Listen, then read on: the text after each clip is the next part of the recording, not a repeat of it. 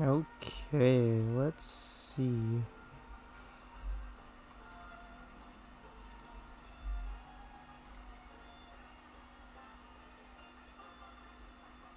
Okay. So let me limit my audio to headphones. 1 second. And there we go. Okay.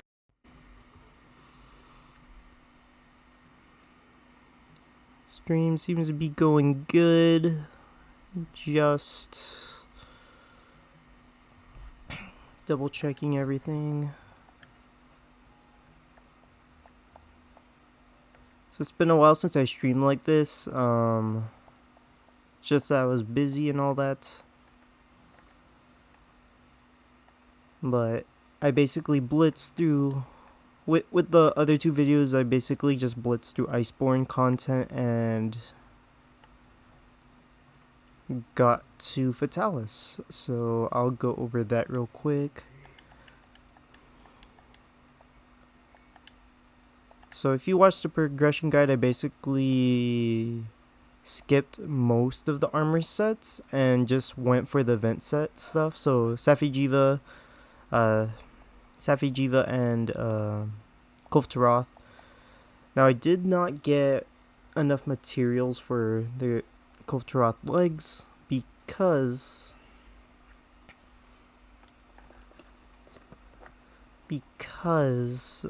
I used all the materials to upgrade my weapons, which I now end up regretting because I'm not using the dragon weapon right now, so I could have saved potentially some materials for the dragon weapon, or from the dragon weapon. Also the numb weapon, or the paralysis charge blade. But yeah, so I'm gonna toggle between this and this. Okay. Oh, sorry, I'm just toggling some settings real quick.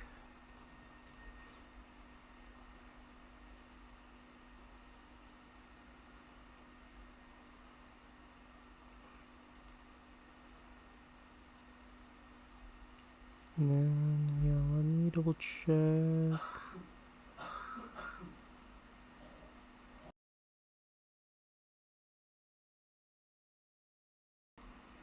So yeah, just going through this.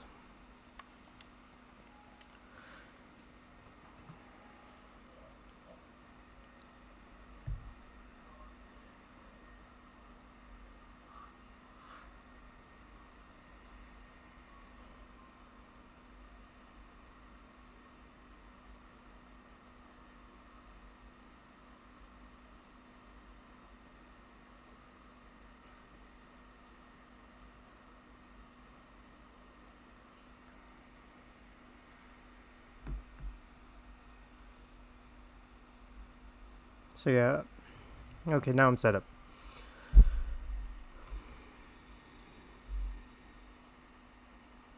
Just double checking everything's going smoothly. Okay. So yeah, as you could see, I used to be wearing the beetle layer. So I just changed my clothes basically. Um Turns out I had a mountain of Nergigante, like high rank stuff, so I just crafted that and then I made this set. Get later, but I just wanted the layer weapon here. So let me go oh yeah, wait, I can't do that from here. So my personal thoughts on Monster Hunter World right now is like the UI is kind of clunky after having gone through like most of the content. Um, the inability to freely swap between layers is kind of annoying. You have to attach it to a weapon, which I kind of disagree with. You could, like, my 2 cents is that Rise did it better in the sense that you could just buy it and then all of your weapons are able to use that layer, not just one. So that's kind of annoying. So in order to get, like, let's say 5 Guild Palace layers, you do need to reset the base. then slap it on the weapon you want to use. And if you're using multiple element weapons like me, that's going to be really annoying.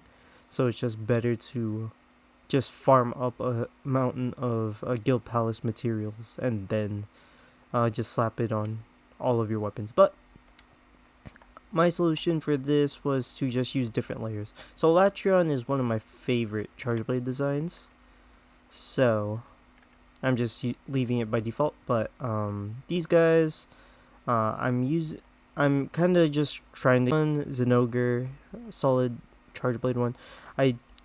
Charge Blade one. I can get the Black Eagle one, I think. Let me double check. No, I can't. But basically you farm up the materials and then farm the Black Eagle. Like, I get why people like it, but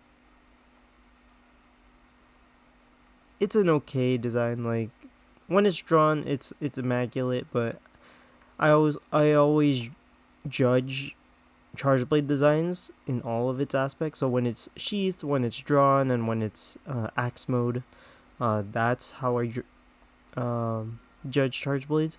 The sheath looks kind of weird because it's like you have half of a shield and then the sword extends all the way past the shield.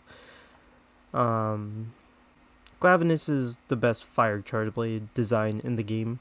And then Ice, I was trying to get Barioth. Where's Barioth?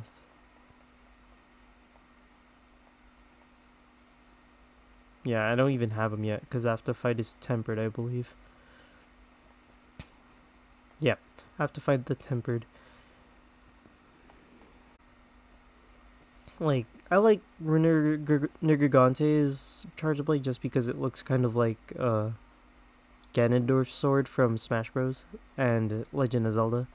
But, you know, I don't want to spend Annihilating Horns on a layer right now. It's more so purely in the game. Everything else is kind of ass. Actually, Devil Joe's is actually pretty good. But basically, I'm just trying to kit out my sets. Now, enough of the rambling. That was just kind of me to warm up my voice. But right now, I'm trying to get... I do have materials for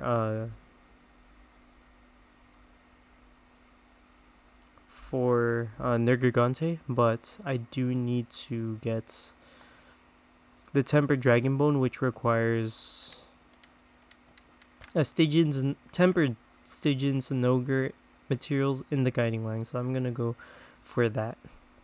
Because I believe with everything fully, or a Dragon Charge Blade, so this is my cursory dragon build, and then this is, I'm gonna use the cheese method where you use all of the items and all that, and then you just smoke bomb and then just unload a bunch of artillery on him, get free damage, and then died a lot, so I'm just like, yeah, no, I'm gonna go kit out my armor first and then come back. Yeah.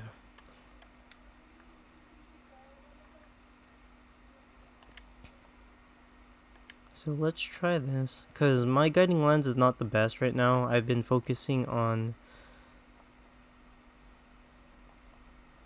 Yeah, no, that's not good. So I'm gonna come back a bit later. But in order to get Stygians and Ogre parts, you do need level 7 on the, what is it, the ice area. So I need to grind that up. I think mine is currently, let me check, level 2, so not the best. I need to be at level 7, so that'll be a grind. But what I've been kind of doing is kind of hopping guiding land so I could get better levels. But maybe that's not the best strategy for now. But yeah. I do need Annihilating Temper Horn, so I'm gonna go grab 5 of those for the upgrade.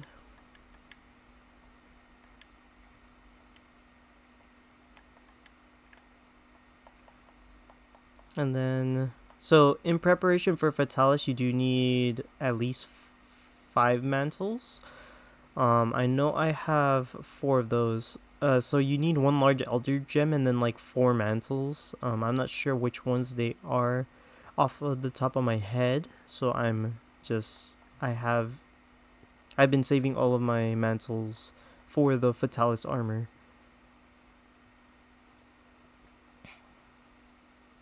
And then yeah, so I think I'm pretty sure it is the Safijiva one, the Zenogre one, and then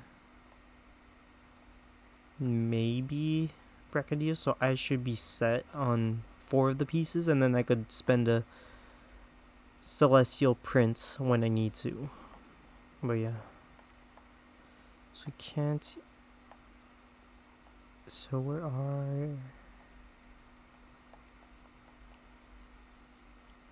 Wait, oh no. So yeah, I didn't even fight a tempered one. It's just Extinction Great Horde. So I do need to find a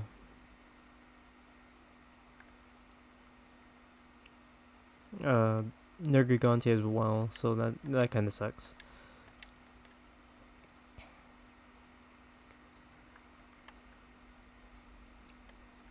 And then yeah,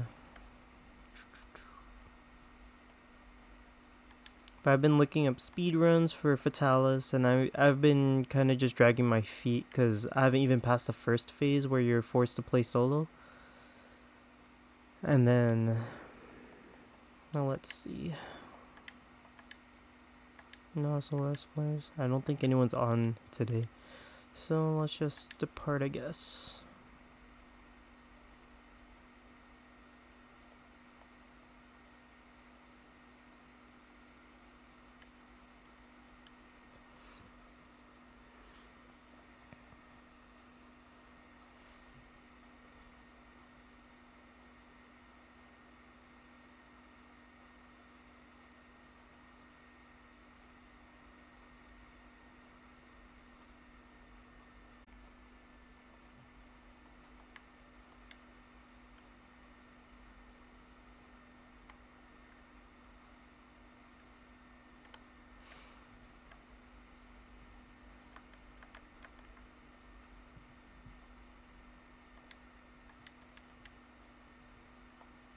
Let's see what I could lure out. Stygian Snogre.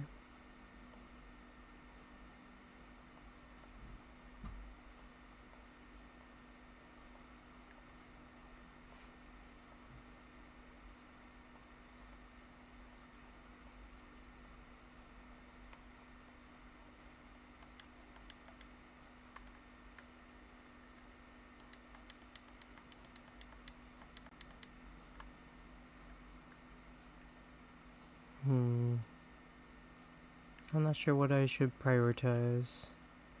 Well, let's go to snowy area.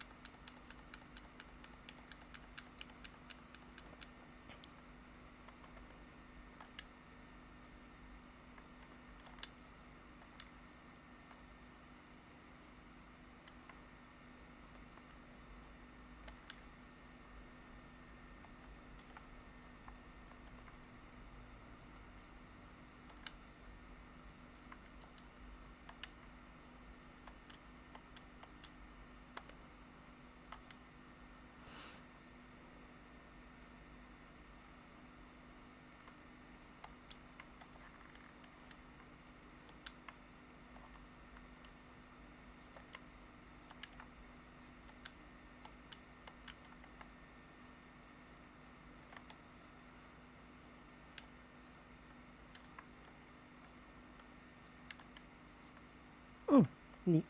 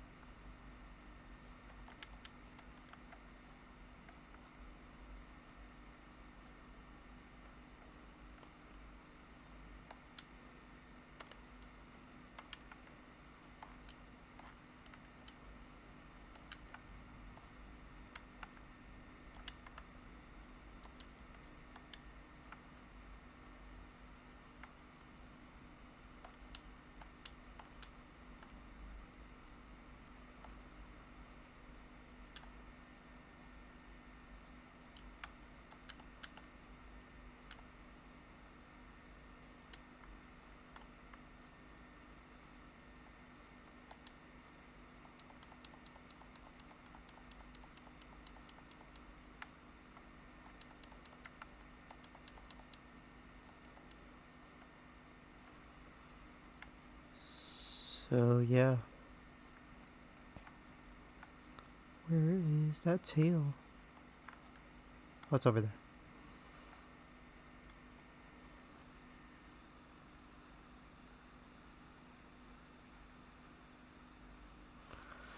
So yeah, one thing about Ready Stance versus Savage Axe is that you have to play it differently. So Ready Stance plays closer to Lance, where you chop, block, chop, and then that's similar to the whole poke, block, poke.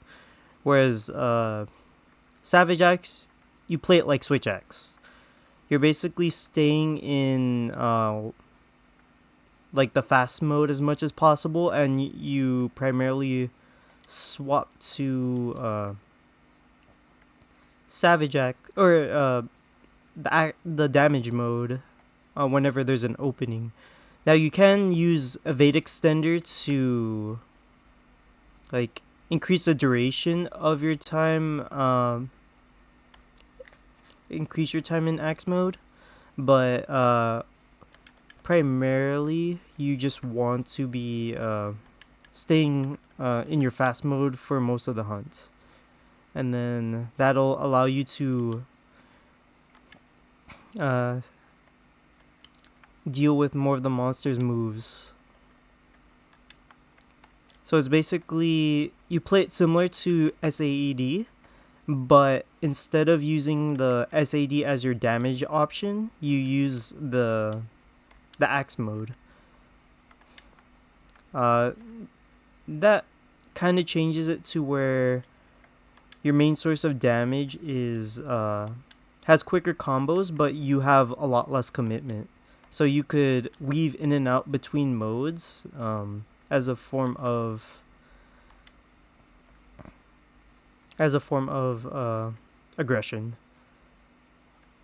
So using guard point and then immediately morphing into axe mode because that's part of your bread and butter combo, right? So you do have to play it a bit differently. It takes a bit of adjustment, but it does become easier as you practice it. Um, Remember that Charge Blade is kind of a jack of all trades weapon, so you can play differently.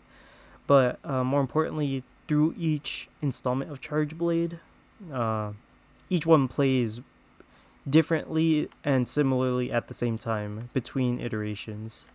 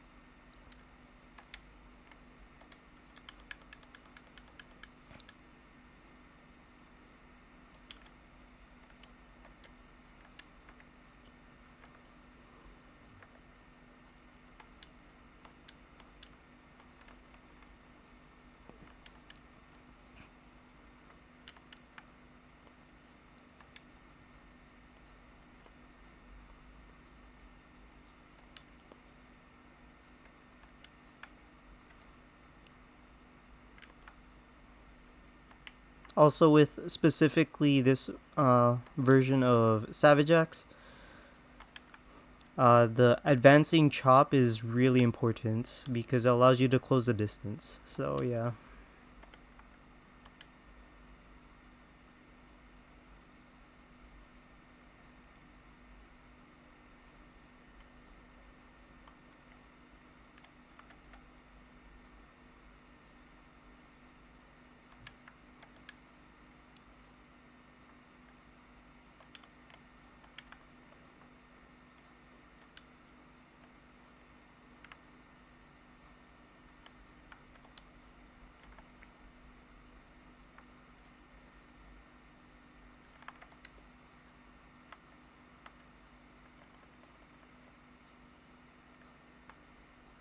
There we go.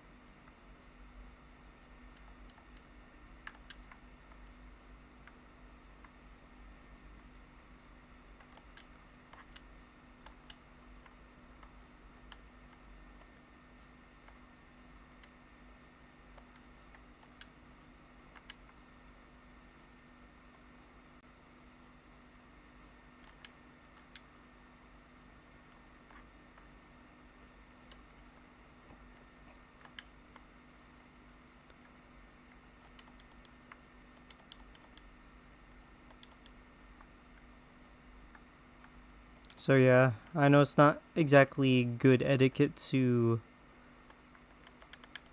grab Chinese mid fight, but these disappear.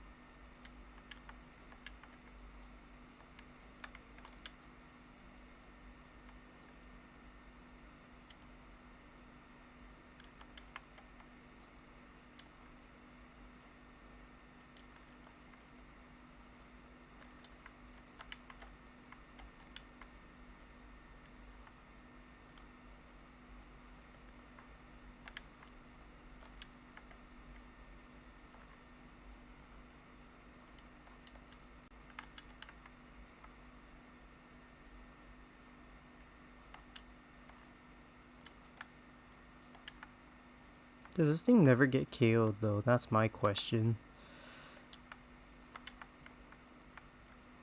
But yeah.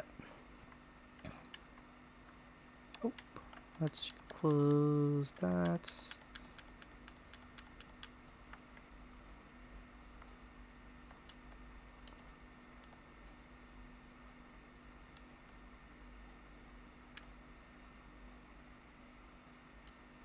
There we go. So yeah, the ED2 is like best for when the monster's down. If they're standing, that's when you start using the vertical chops. It's limping. Yeah, when I first fought Viper Toby, it kind of just kicked my ass. So I'm like, yeah, no. I'm gonna not fight it until I have God tier armor, and then I'm gonna come back for its kin.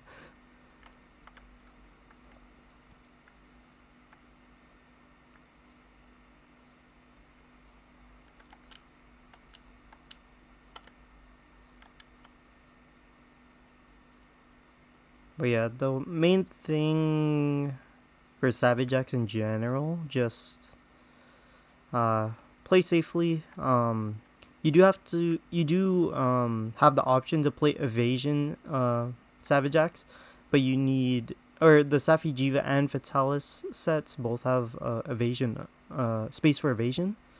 So you just slap on 1 point of evade extender, and then you could play evasion Savage Axe. But I personally don't like that mode of play, so I'm just sticking to bread and butter. So I'm gonna cap this guy just to end it, and then I'll report back. That sounds like a good plan, right? There we go. Okay. Then let's report back.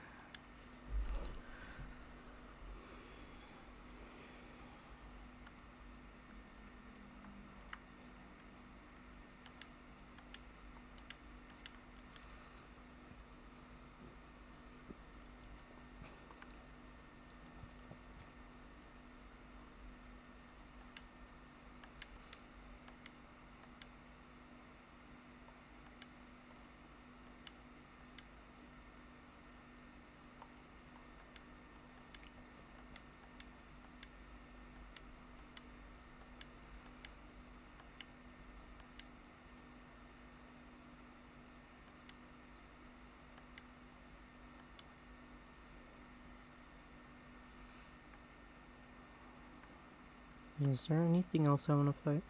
I'm gonna go exit this one because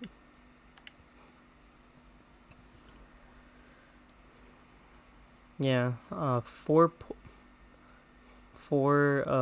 levels is not gonna be a fun grind. I'm gonna try to see if I could get a level 7 frozen area. Yeah, guiding lens. I don't know. I feel like it's a worse version of anomaly haunts. Oh no. Anything? No. No one else is playing. Oh, sigh.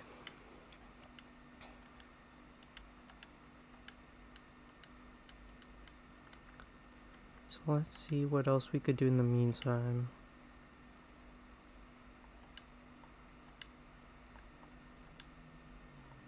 Kulftaroth. I don't.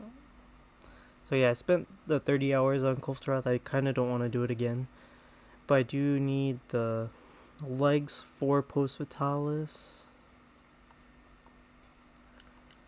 So I'll see what I could do.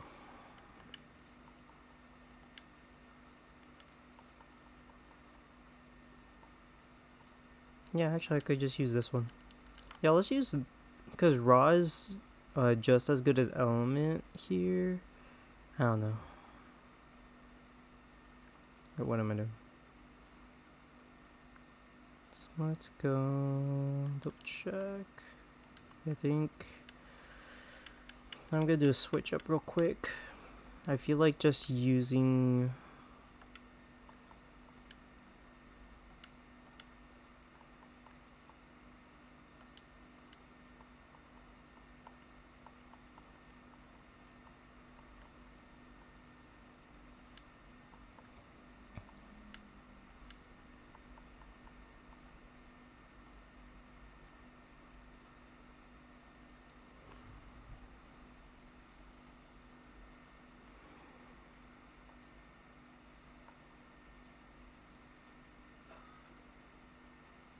So yeah, tempers is what's holding me back from finishing off my weapons. Not that I necessarily need them, since I have enough health augments to get by, but I just want to maximize my damage. Um,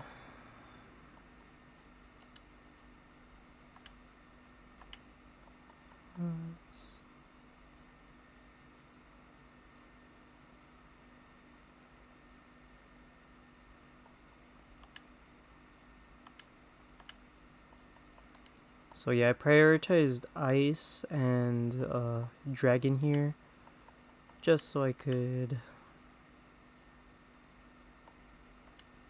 maximize my damage for the endgame mons.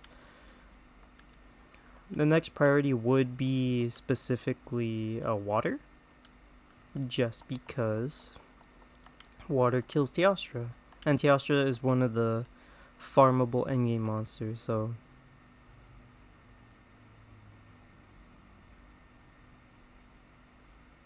let me see if I unlocked the...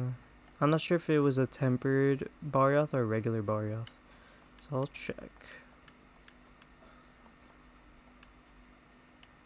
Just a different weapon. I'm weird like that, but I feel like it's on brand for using layers. I'll just use this, I guess. Yeah, it adds to that demonic uh, warrior king or whatever.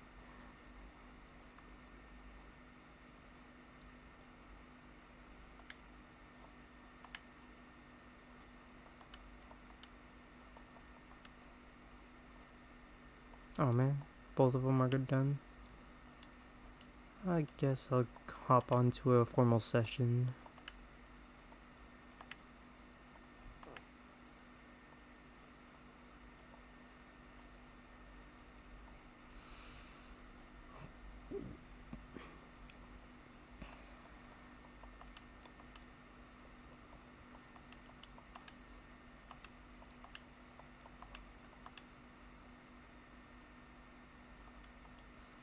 No one's playing this morning either? I feel like it's too early then.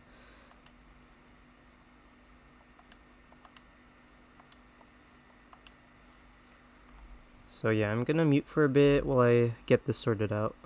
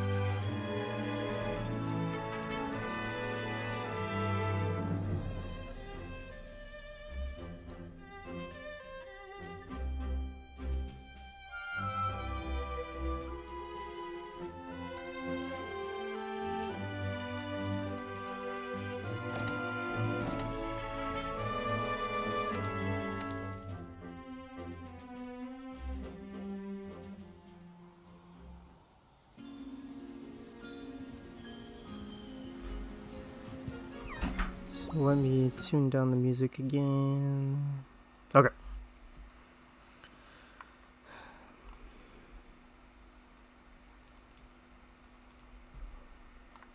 So yeah, I kind of don't like the RNG decorations. It's pretty demoralizing to not get what you need. Um, that's why I kind of been avoiding it. But basically, yeah. For my final set in terms of Fatalis, I do need nothing too expensive. Let's just pull it up. I'm shy of one either dragon jewel or one vitality jewel because I need that extra health. The vitality jewel would help with survival in general, and that's good.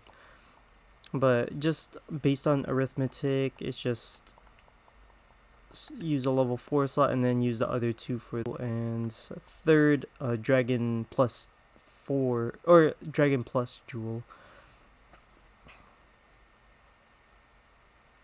How's my signal going?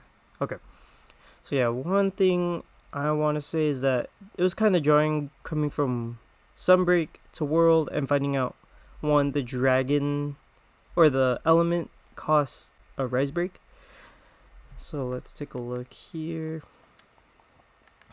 So yeah, it's plus 20% and then plus 10. That's basically the same thing as in Rise. But it costs an extra point, which is annoying.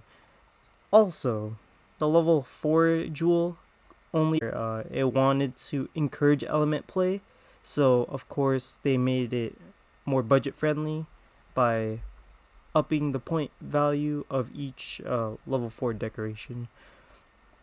Like there isn't, aside from the hard jewels in this game, everything that's a level 4 is strictly 2 points. So that makes level 4 slots kind of valuable, but at the same time, not every level 4 point slot has the same weight.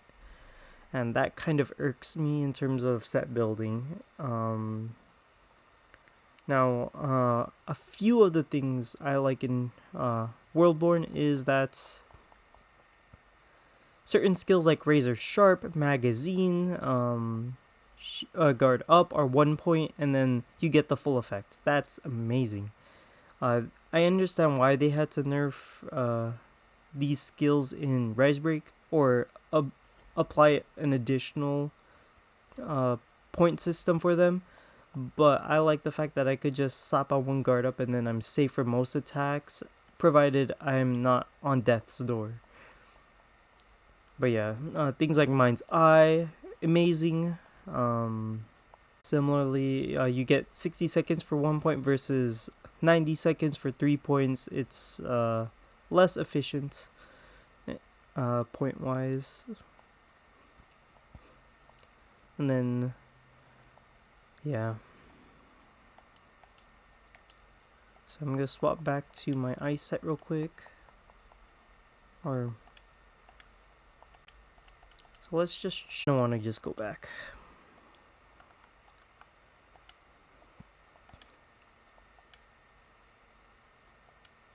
Sometimes I do get lucky and then Runer Nergigante like that, yeah.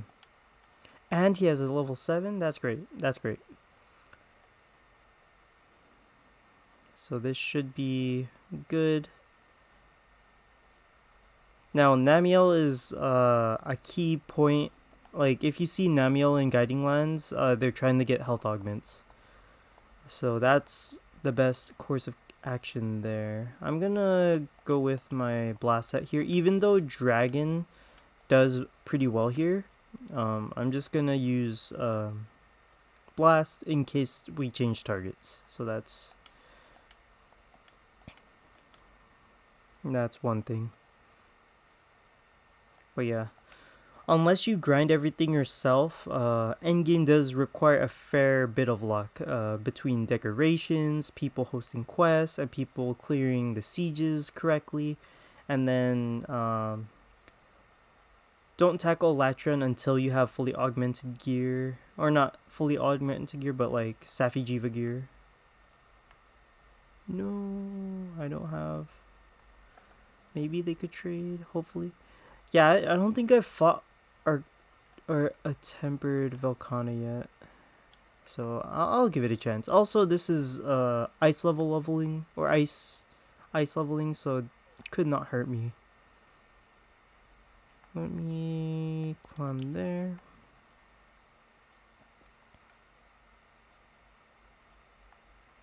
And there.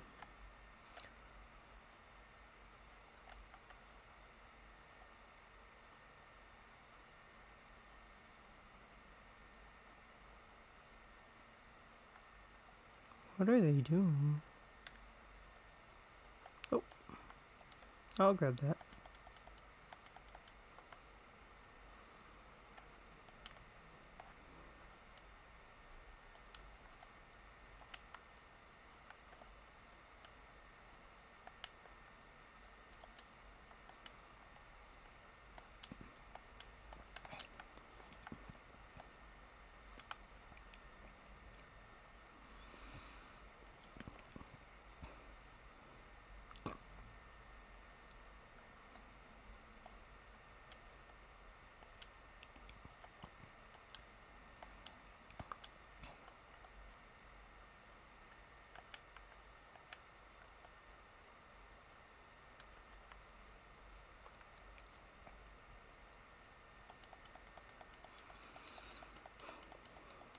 Yep, okay. Yeah, I've heard the horror stories of tempered Velkhana, so I'm kind of just like wary of it. Quest leader has left. Da, da, da, da, da. Yeah, that's kind of a dick move right there. It's me, Rose, and Sakumi. Or whoever that person is. Guard here.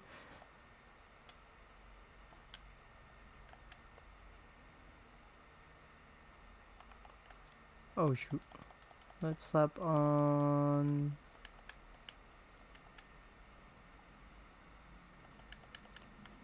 There we go. Oh yeah, the one thing I hated about Volcana on the first version of the fight was that its beams are unblockable until you get guard up, and you don't get guard up until after you beat Sharjvalda. So he is, or she is annoying as a monster when you fight her. You have to avoid them specifically.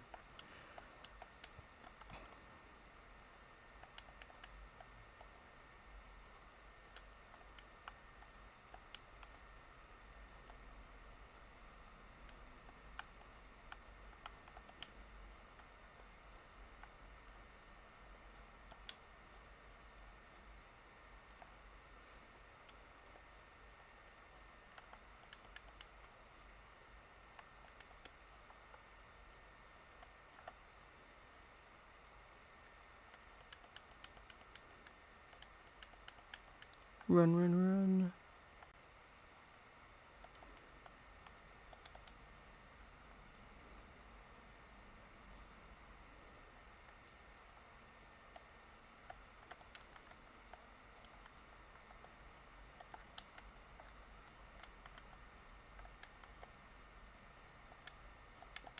Nope, no, no.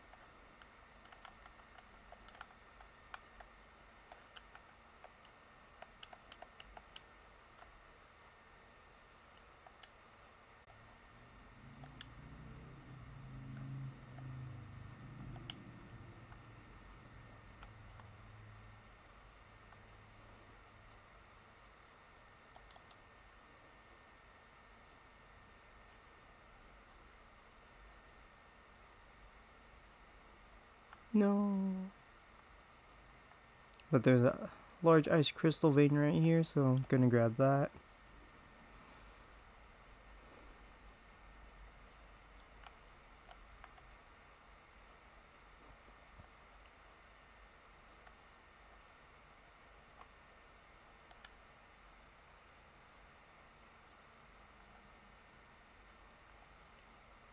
So yeah, it all happens like, oh, your baby like spat on your laptop or something, or you need to take care of something IRL. Um, like manually exiting mid hunt is kind of a dick move in my opinion. So yeah. Oh yeah, if you notice on the progression builds, I do not run fast charge. I feel like it's an overrated skill, so dodge, nope.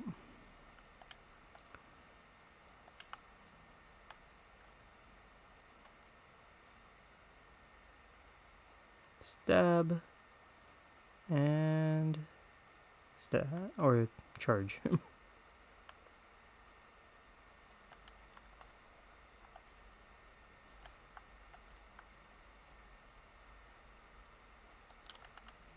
Teamwork makes the dream work. Except for that time when I get hit. Ooh, no.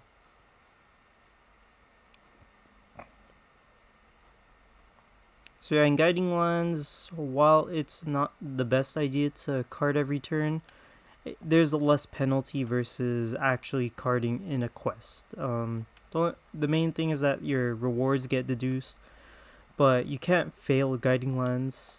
That's just impossible. As long as you kill the monster, carve its bodies, and pick up the shinies, you should get what you need from most of the monsters.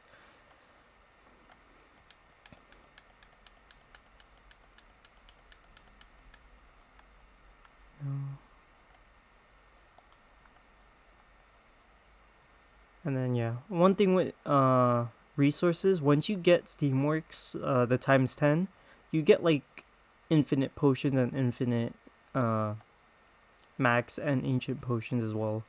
So you should never be short on potions when it comes to post Steamworks endgame.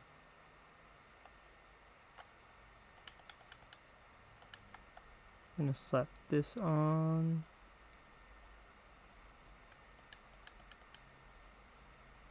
That's the ult, I think. Yeah, okay. Is either of these off cooldown? Okay.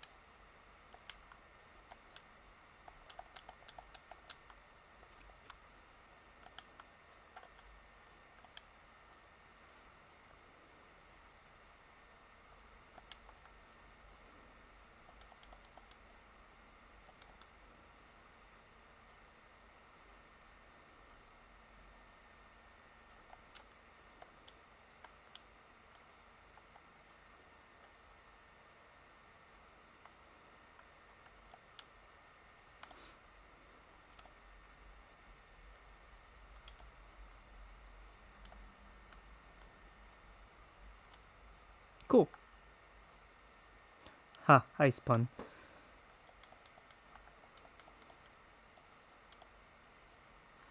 But yeah, a lot of tempered crown. Yeah. Oh yeah, I have yet to fight Gold Rathian, so you know. I fought Brute Tigrex, Silver Rathlo several times, and but not Gold Rathian. And yeah, Yeah, that's fair. I'm gonna go loot what I can while I'm here. Just cause it's rare to find level 7s.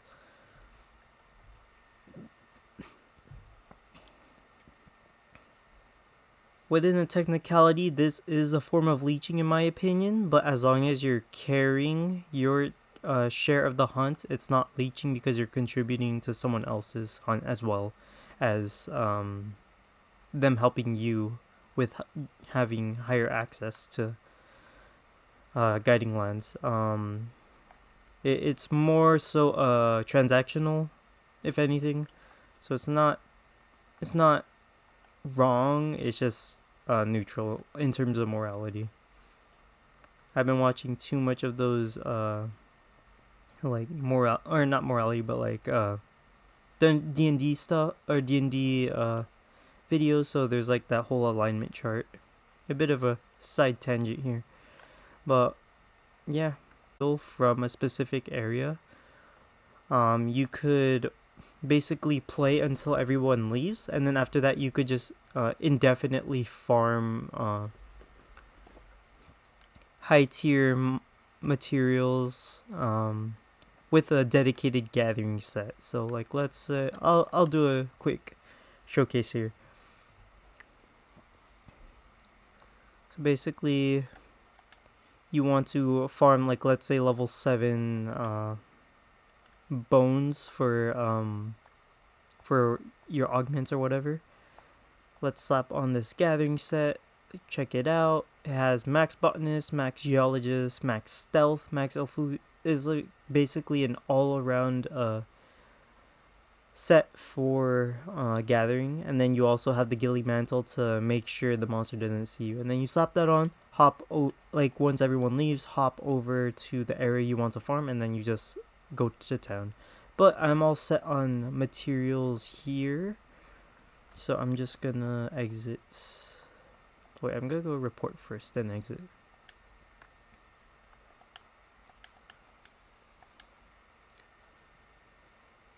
Yeah, not much. I think because of my cart, that could have been the reason. But yeah, 10th of a way up. That's not gonna be my prerogative to grind. Like, the difference between guiding lands and anomaly hunts was that you could prep for one monster and then just kill it, then loop that. You're basically doing your bread and butter style of monster hunting where you're just farming the same monster and then yeah, I need to reload on those. Okay. Don't have catalyst. Okay.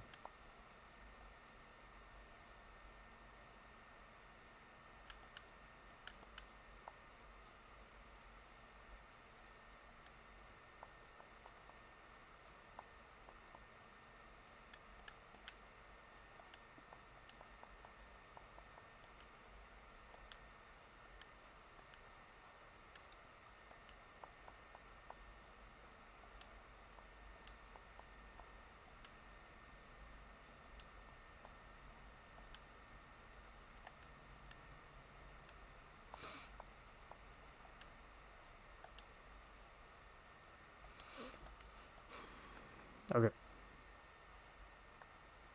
So natural resource as well. So yeah. But yeah, guiding lines is kind of, in my opinion, worse than anomaly hunts. That may be a hot take for some people, but I'm like, yeah. The reason why I like anomaly hunts better is because it just leans into the fundamentals of charge blade, or not charge blade, of hunting in general, where you just prep for a specific monster, kick its ass, get its loot, loop. That's the loop. Where guiding lines interrupts that is because you just have to, or you ideally have to use a general purpose set, or have 5 sets on the fly, or 5 sets ready to go to swap in between hunts, and that gets a bit more tedious.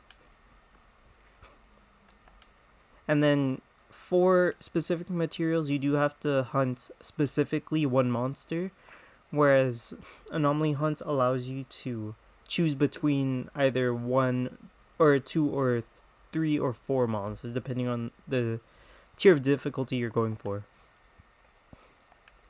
So yeah, gotta go gamble. This is why you're getting a bunch of infinite mega potions. Main reason why I cycle this is because it allows me to get celestial tickets on occasion. And then I'm just holding the right trigger, as you could see on my input screen here.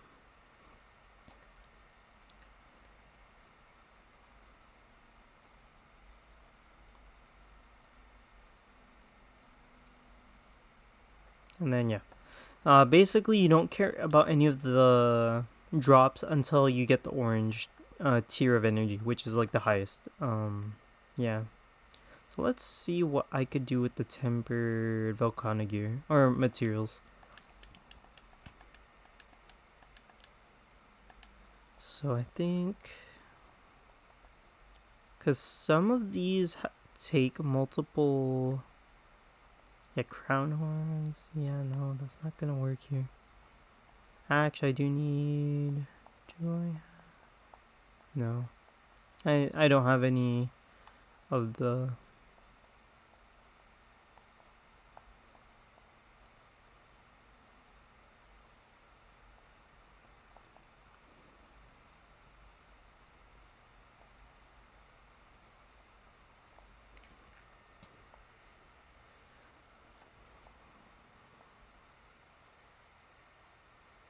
So yeah, there isn't much you could use with the tempered. I said.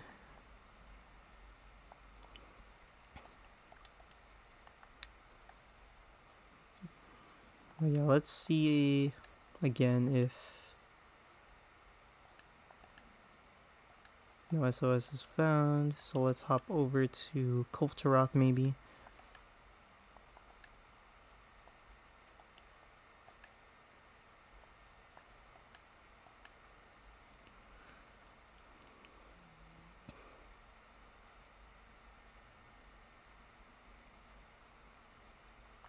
Trust. Okay. So let's use Safijiva here. I don't like I mainly did the siege before I even got Brachydios armor, which was with extremely bare bones damage. I want to see what numbers I could get with post Safijiva armor, with max element, with max crits or whatever. And then yeah, I managed to clear Kulftaroth once with a really competent party. I just made sure I wasn't carding and I was just hitting where I was supposed to.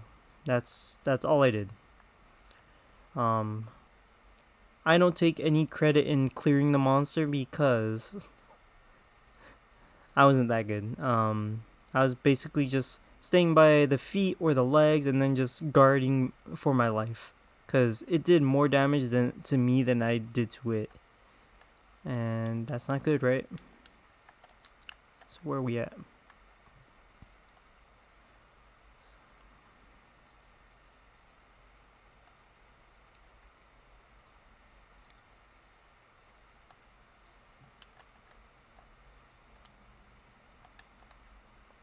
That's still a lot of damage. I'm fully augmented armor. That's 2. Pick up those shinies. So yeah, the draw attack guard point is very useful. You just have to be exactly on frame to use it correctly.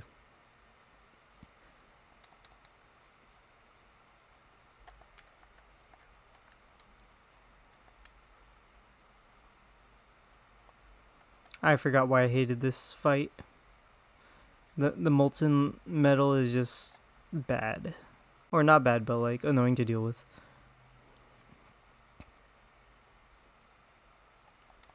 So I should go for the arms here, because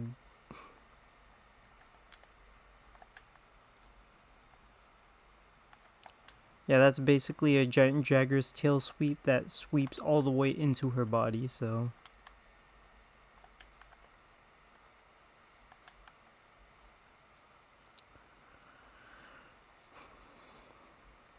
So yeah, it's just basically a bunch of sidetracking for endgame. I'm like, yeah, no, I don't like this. Run, run, run. Oh, that's a dick move. Pushing me into the lava with a jank AI.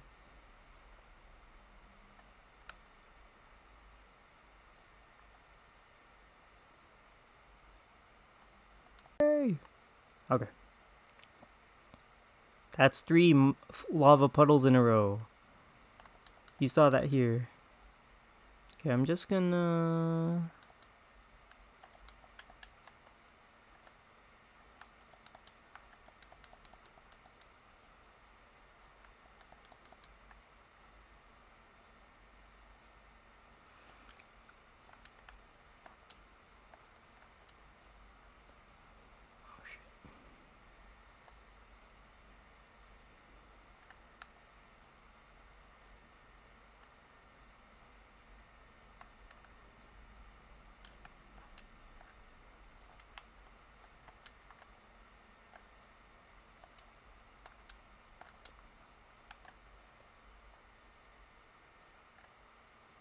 Didn't 90 though.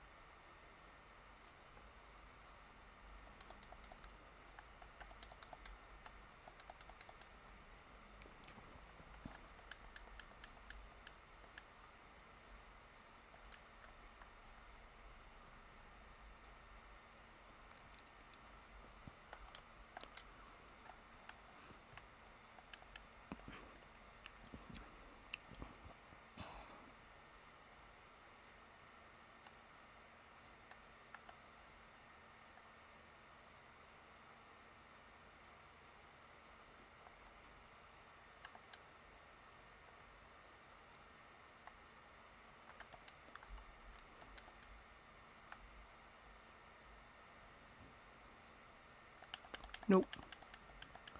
Nope. I'm dead.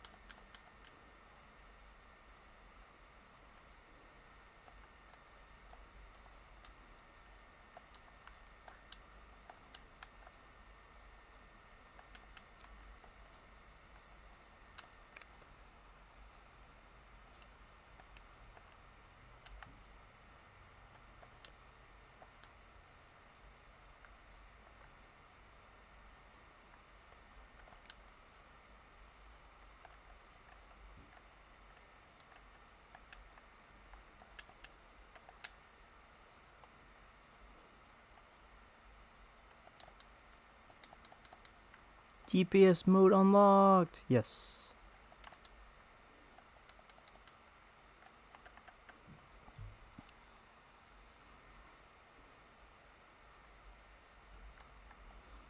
Yeah, we collect everything here. Ooh, a piece of candy.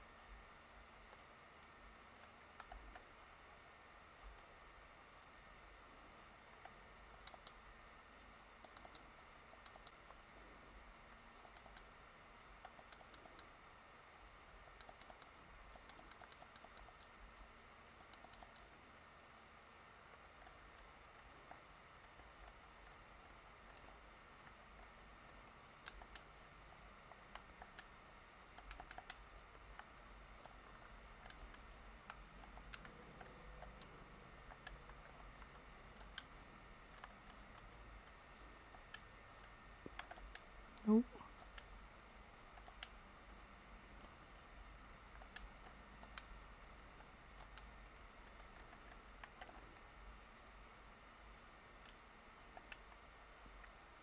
No. Okay.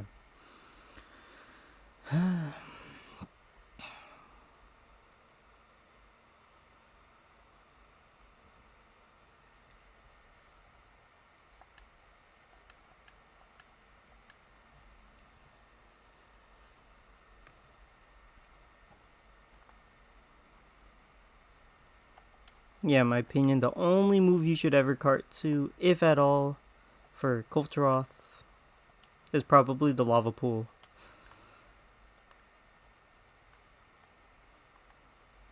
So I'm like, yeah, no. But yeah, I saw 60 on ticks on non-tenderized part. So yeah.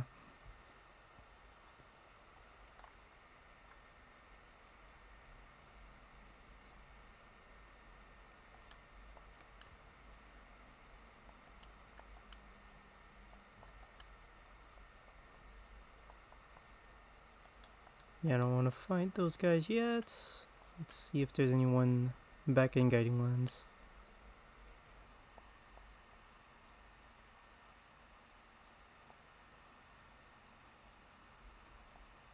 So I'll check this one out. Maybe they're fighting someone fun. No.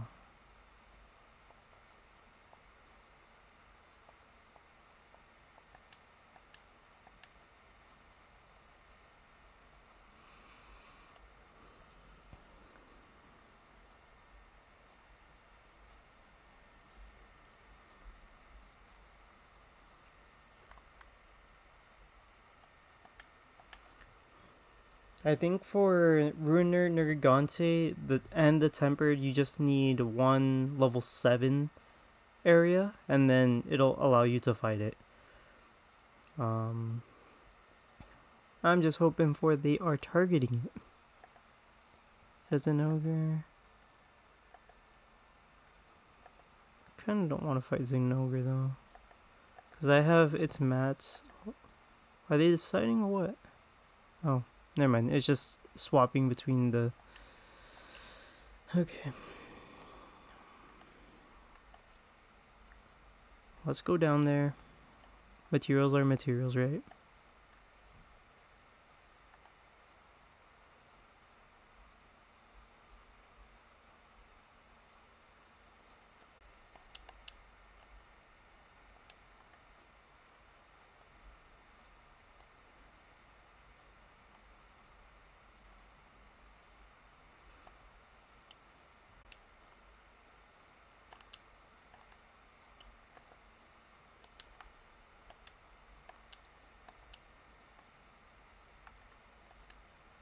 Oh, he's low on health.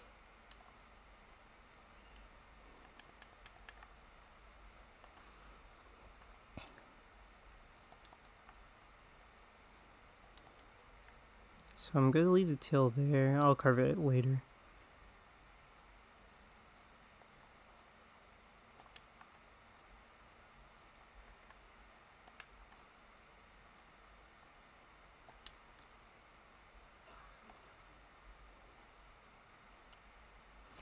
So yeah, the online combo is to wait a second and then do an advancing chop or an overhead slam, and that'll allow you to not send your teammates flying.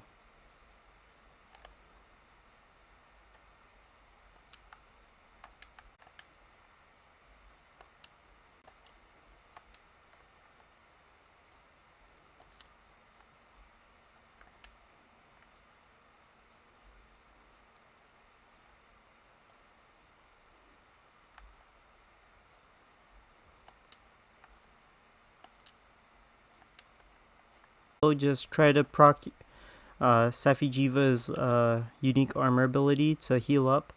Heals about half, but one thing I found out through testing, it takes 8 hits. Um,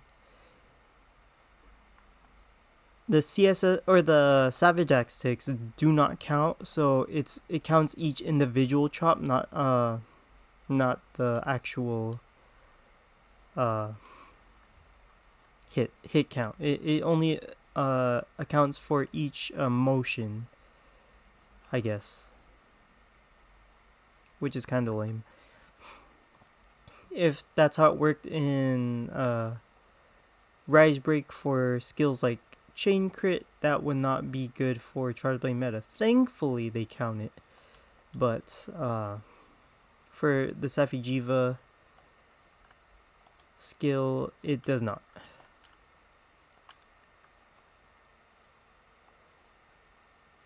But considering you get like 5 hits on average per chop, that would be way too easy to maintain. You'd basically never die, because every chop would just straight up be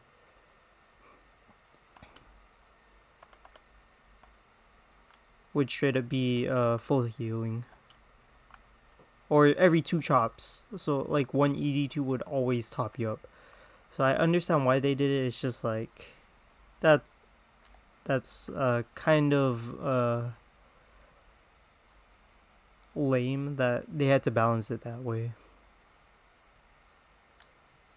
Like they could have changed it so that yes it includes a hit count, but they could have just raised the hit count. I feel like that would have been more compelling versus, oh, it's per individual input move. So like ED2 would count as 2 instead of like 15, right? 14. 14? Yeah, 14. Like it is in Rise Break.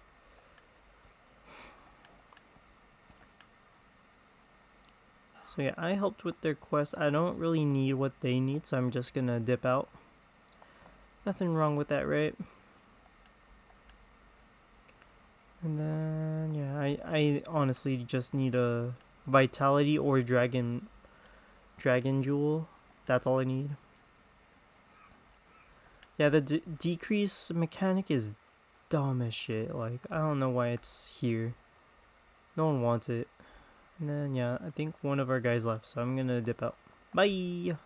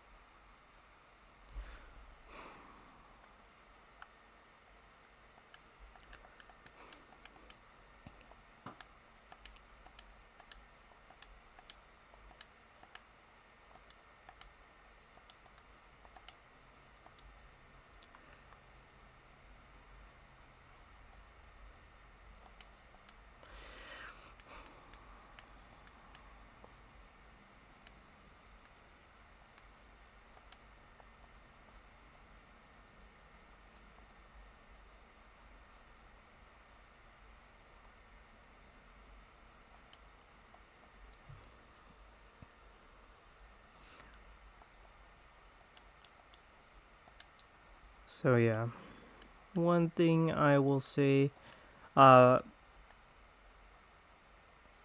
the bounty is kind of just cycle. So right now it's joyful tickets. Occasionally it is celestial, so that's why it's worth doing your dailies. But you get one, and then similarly with Steamworks, those cycle too. So yeah, you see celestial tickets, but the overdrive bonus is specifically gold melding tickets. Sometimes celestial ticket, and then you just have to basically finish the Steamworks round in order to get it.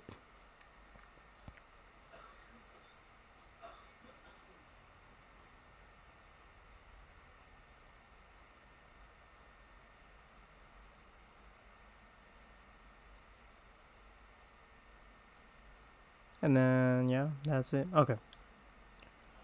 So yeah.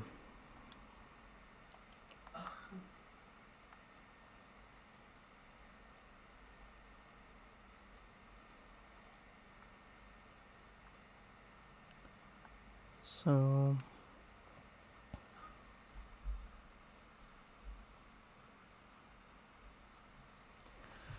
let me just check some stuff real quick.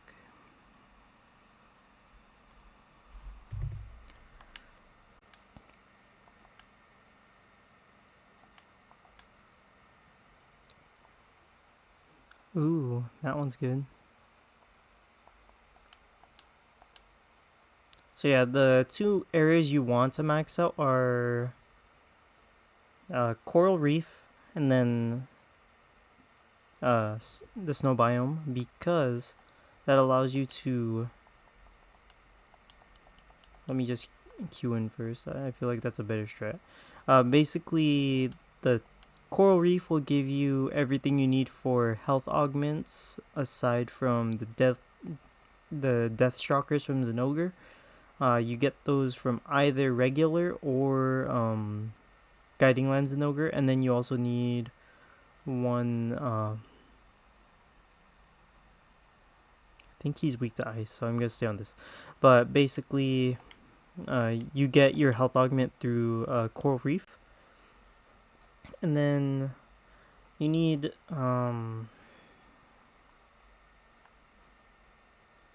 specifically like level 5 for most of the other levels, because some monsters only appear after the 5th level. And then yeah, the Dragon Claw will come in handy, so I'm gonna go grab that. But I'm gonna try to stay in this area, or in this hub, because it has exactly what I need in terms of what can be spawned.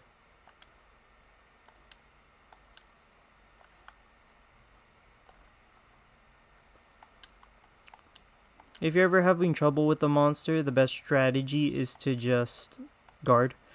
That's what I do in every single version of Charge Blade, Rise Break. I'm pretty sure I showed some hunts where I just guard the entire time, even though I was like playing Savage Axe. It's whenever you're struggling with a monster's moveset, basically, so that you could watch and then learn the timings, and then you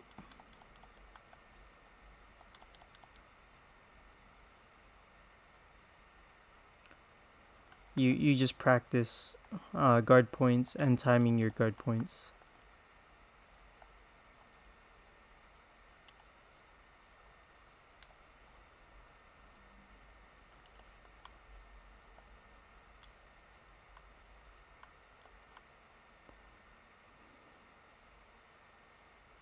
I'm not sure if they DC'd or if they just left mid-hunt.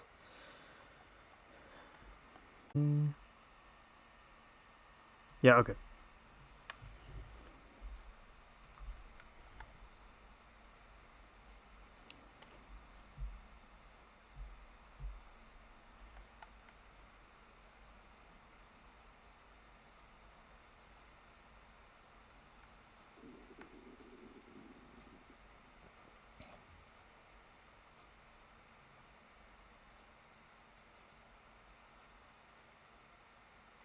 Cockham. I played with this guy before. He was, yeah. Oh, nice. That was good. That was good.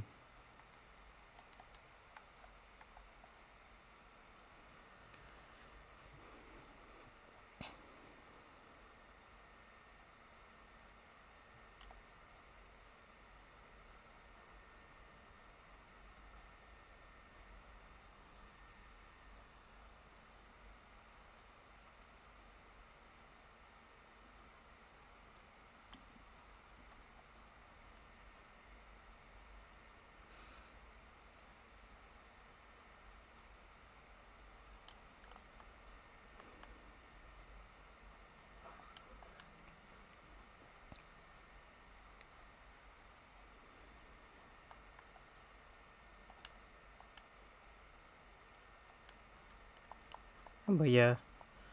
Let's go swap over here.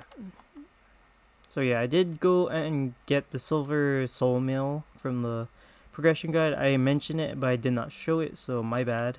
But basically it's the same distribution, but the only difference is that you get more points or more decorations for points. So that's it doesn't break the set or anything if you aren't running it.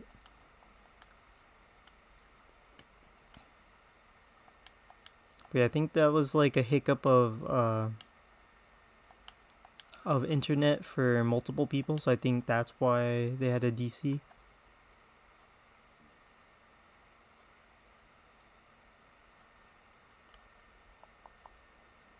Yes. Yeah. I think I gave him my guild card, so you know. He was just that chill, right?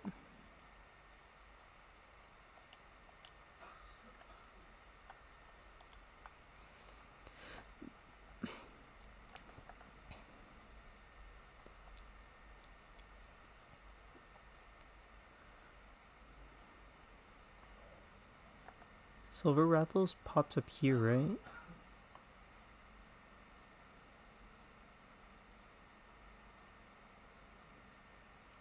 See here? Here or here? I have no idea where it is. Oh, there it is. Okay.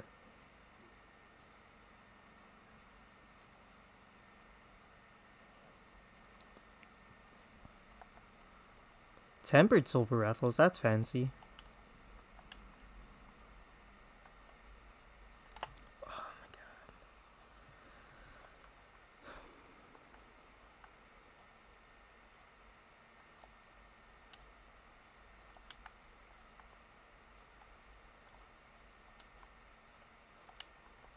Where's this? Yeah, that is Silver Rathlos. It looked like Azure for a second. Bad side hop there.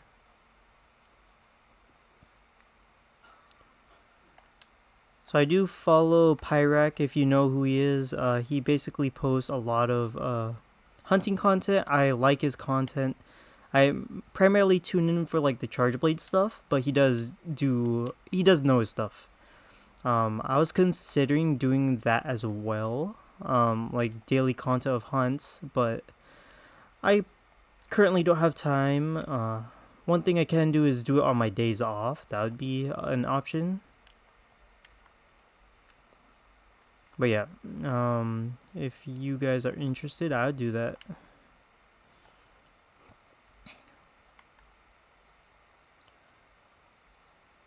But I do need to practice my unscripted videos because I feel like that's what he does. Or he hunts first and then script, or does like a impromptu script type deal.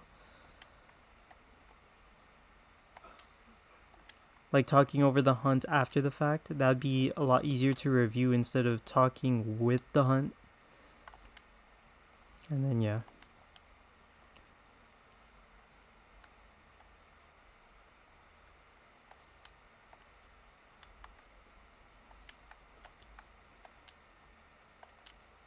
Free damage. Knock them upwards. Is Holy Darkness okay there?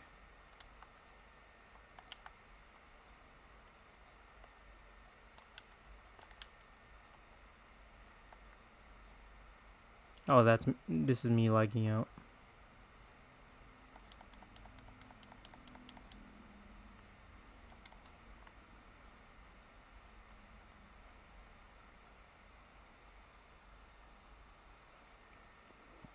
I forgot. This was part of the reason why I stopped streaming. My internet is kind of ass.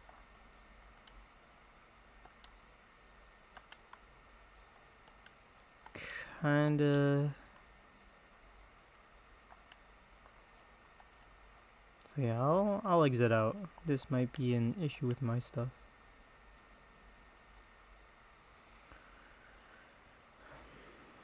Unfortunately.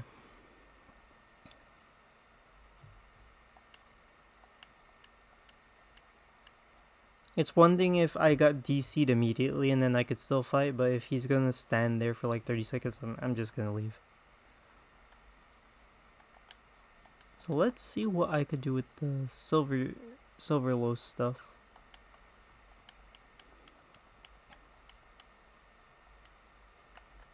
So I did manage to grab a few of them.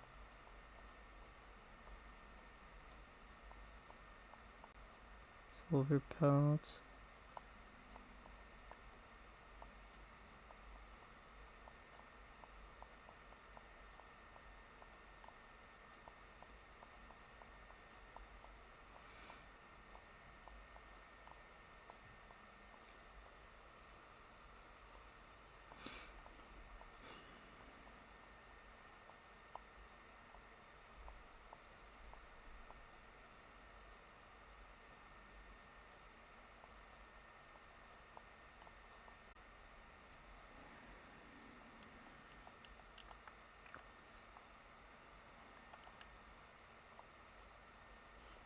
Yeah, considering I am using 3 devices on my internet, or not 3 devices, but Monster Hunter World is pulling internet, OBS is pulling internet, and then YouTube is pulling some internet. But yeah, I turned off my phone because I'm using that to glance at chat. So I think that should make it slightly more stable, if anything.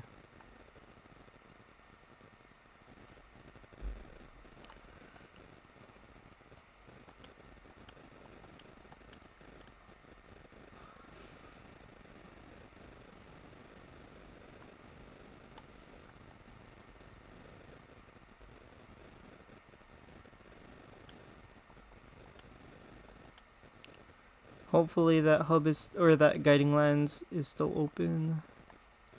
No, it's not. Reap. Huh. I want to see if they're doing,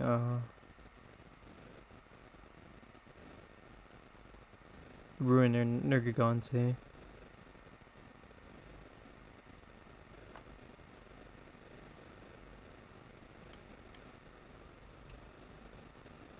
But yeah, one thing I want to change about my layer set is I want to get the Latrion of like overcoat vest thingy. But I need the research commission plus or whatever. I don't know if I know for a fact I don't need Glavenus, but I like fighting Glavenus, so let's go for it.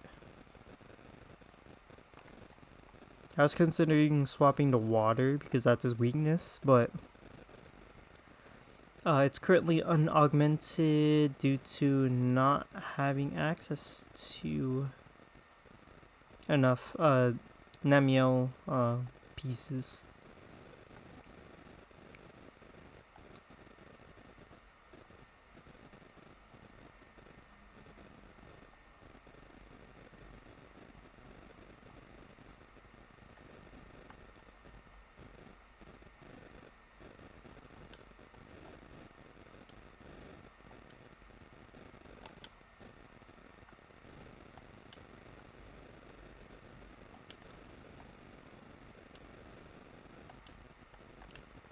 But yeah, they basically just kept Glavenus and they just ported him over to World. Most of his moveset is basically the same. So I just do that.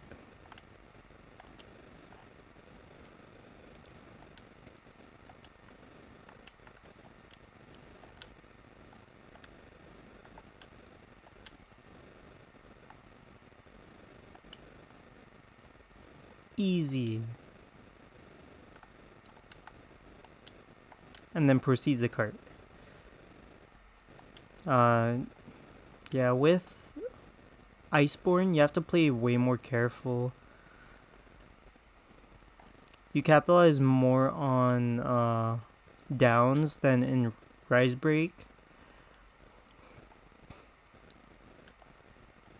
making it more methodical or whatever, but the difference is that Rise Break gives you more options when the monster is being oppressive, so it's not like you have to wait for the monster to kind of give out. You actually have the options to like fight them basically. So I like Rise Break slightly more for that. I see the charm of the punish centric game of Worldborne. I feel like a mix of both is ideal. Like you have enough options to deal with offense and punish their topples as well. And a skill test instead of just the monsters denying my interaction and I have to just deal with it until it topples.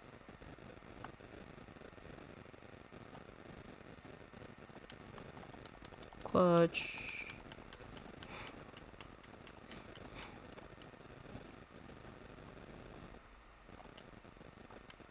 I never did the math on how much the clutch claw or the clutch claw does for energy generation. Maybe I'll do it in the future, but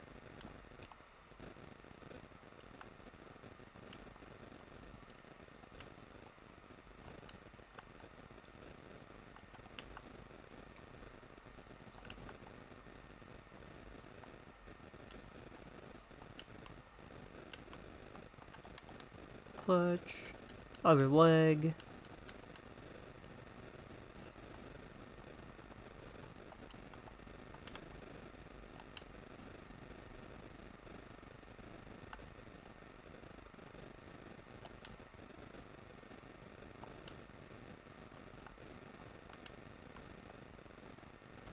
Bad evade there. Good guard point there. Bad guard point there.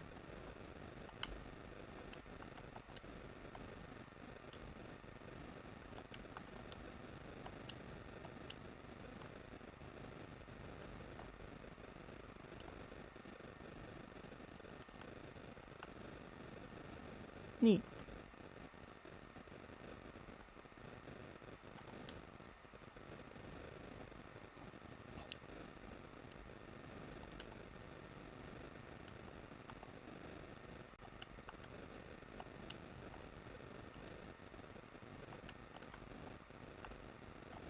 Nope.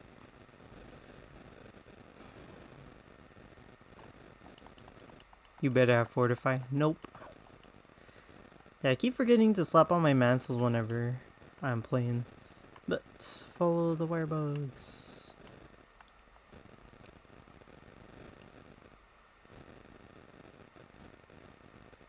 So yeah, even with endgame armor, you could still card in these hunts. You have to play carefully enough where you're avoiding big hits and any combos.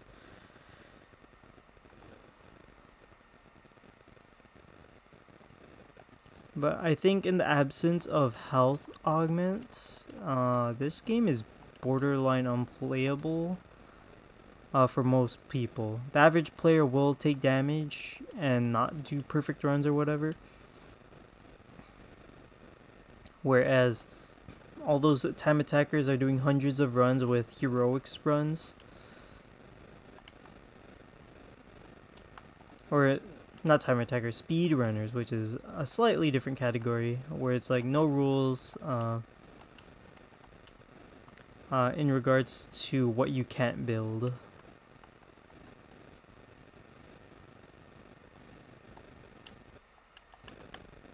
Yes, cool.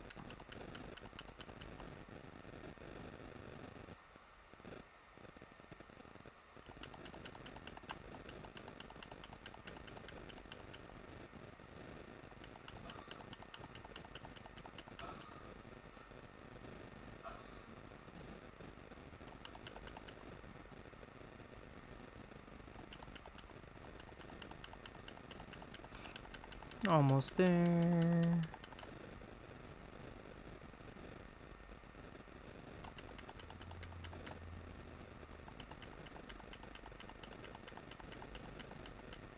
Cool.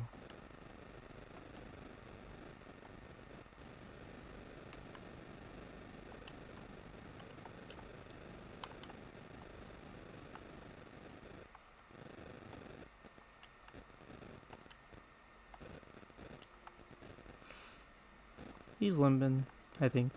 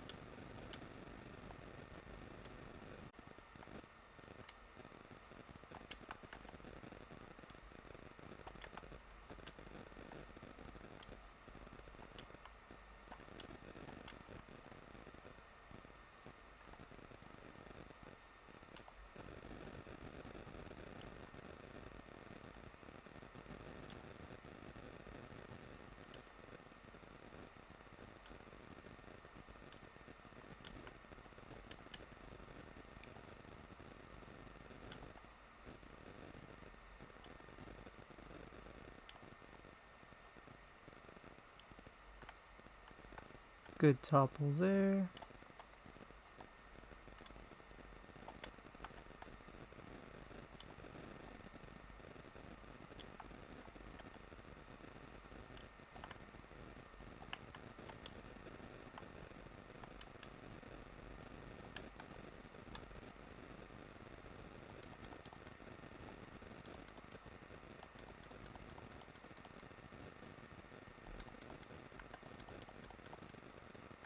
Got him.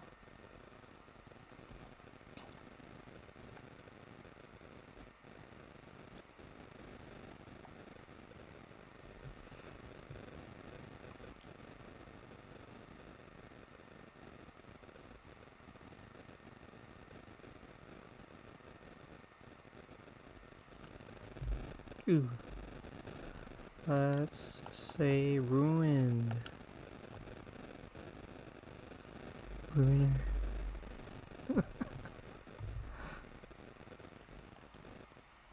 Por favor.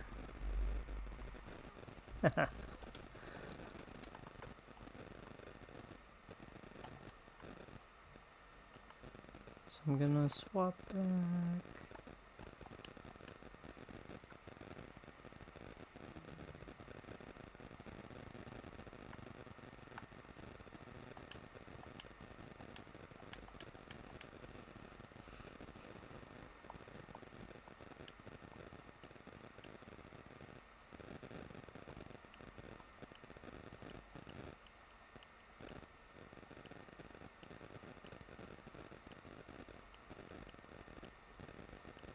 Silver crown, not the best, but you know.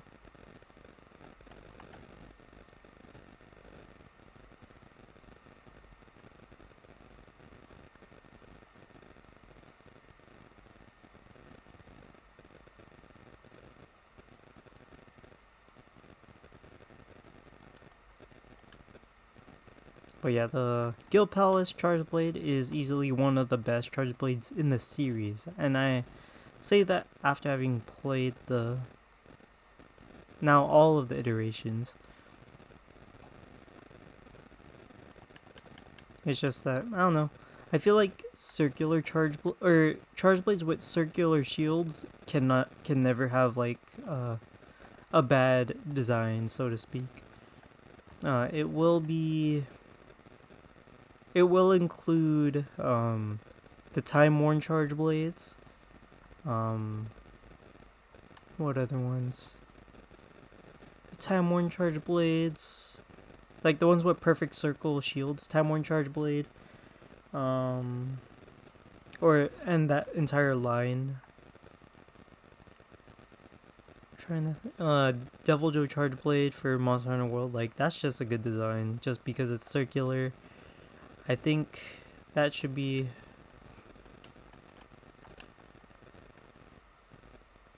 and yeah, this guy looks tempered to me.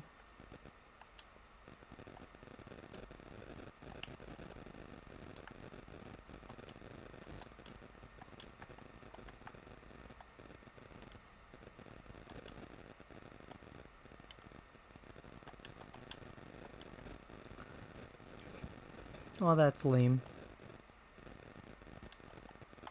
He's gonna fly up. Shield. Okay.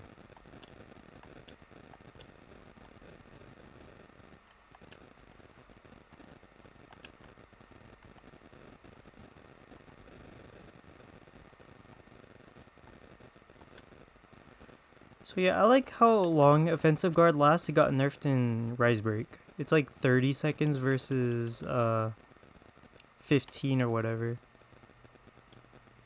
So I should stop talking for now so I can focus. Like I asked for this monster, I should not card on this monster.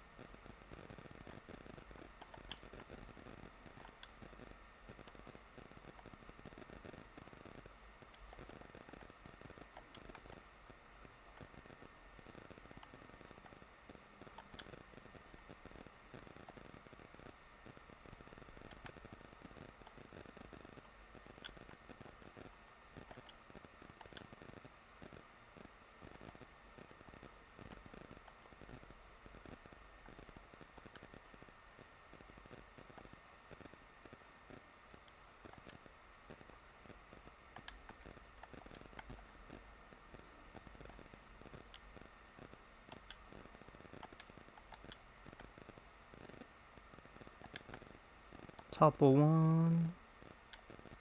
Just kick its teeth in. Alley-oop. He reset my combo for me. That's called teamwork.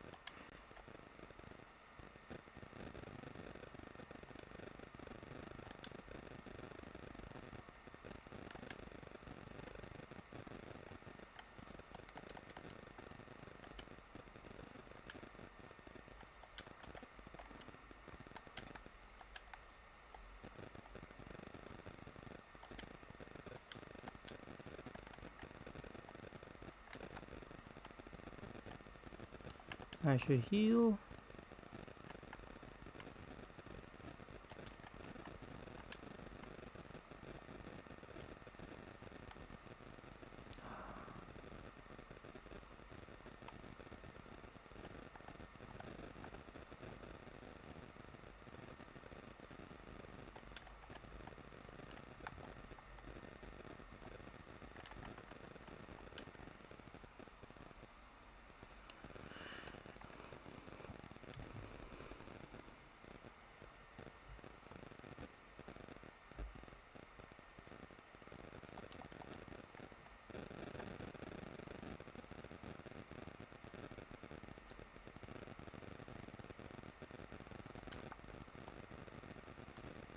Sorry, Aptonoth. I need energy charge. There we go.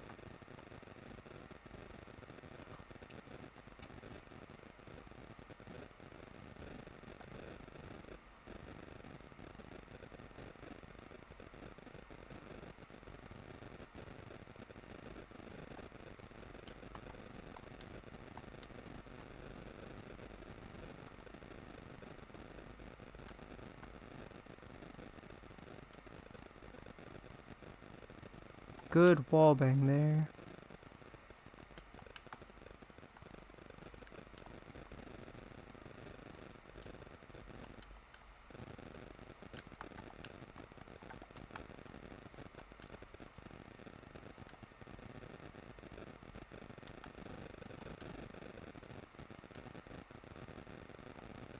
Hold R.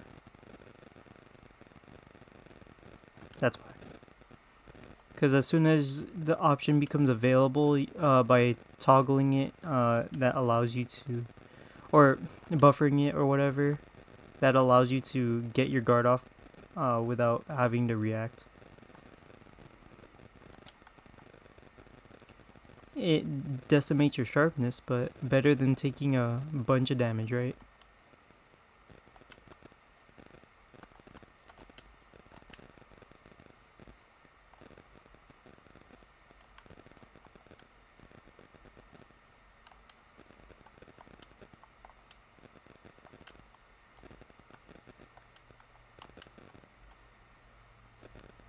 Hold R, try to swivel. There we go.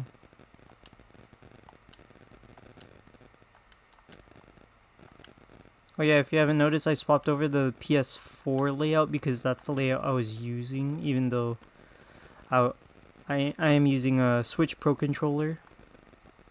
Turns out that PS4 and Switch have the same layouts, while Xbox does not. It has like a really jank layout.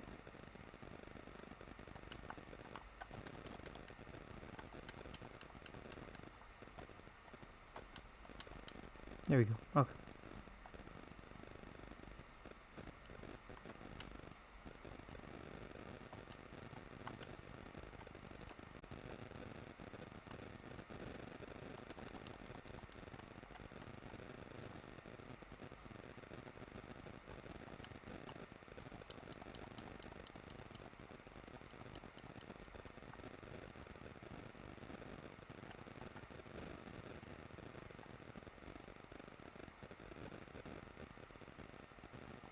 Oh.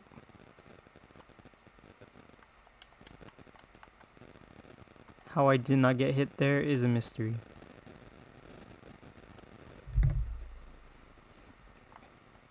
Nope. Okay. There we go. Just heal, heal, heal.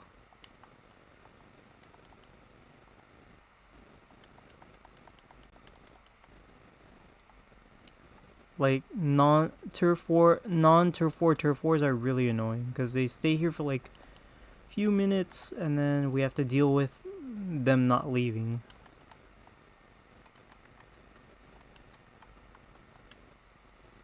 Good stuff, good stuff.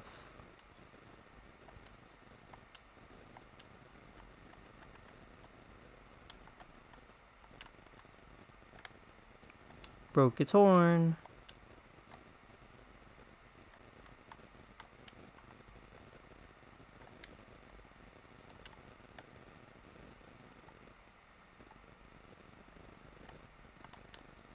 I'm gonna heal from all this damage.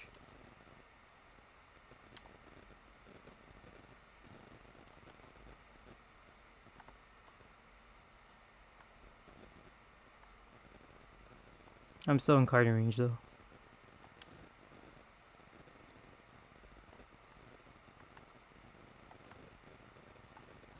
Don't target me, don't target me.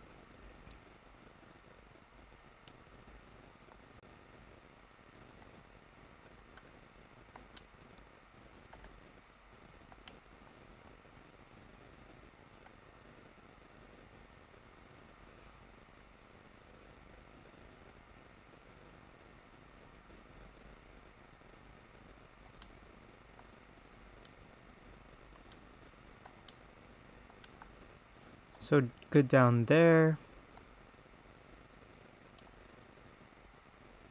I realize I don't have Savage Axe active.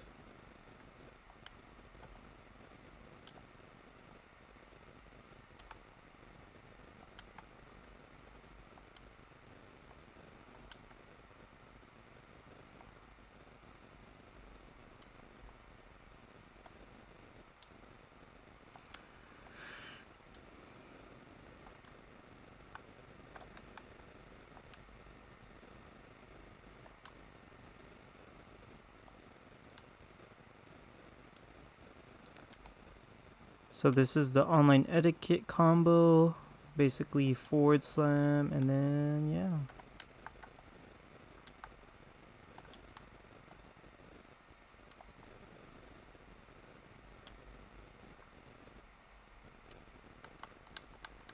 I'm dead, I'm dead.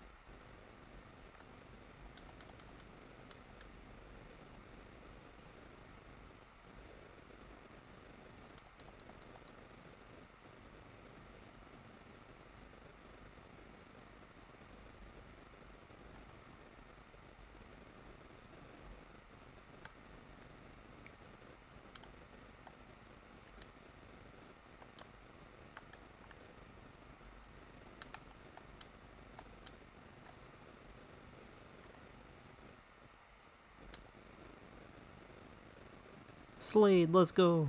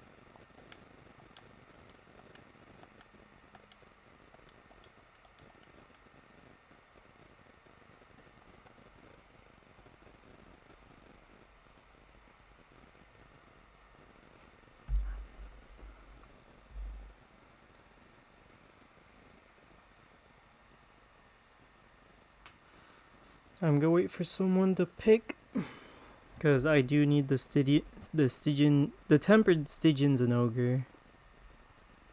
Temper Azure? Yeah, that's fine. I'll swap over to the ice for that one.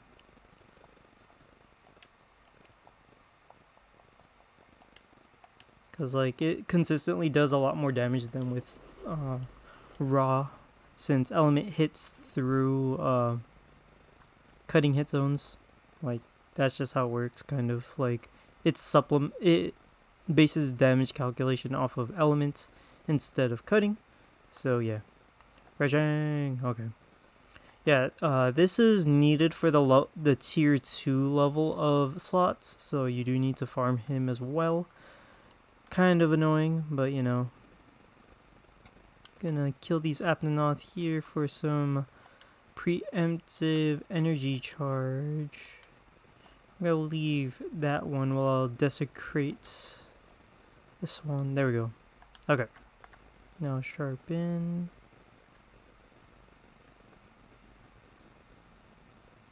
There we go. Okay.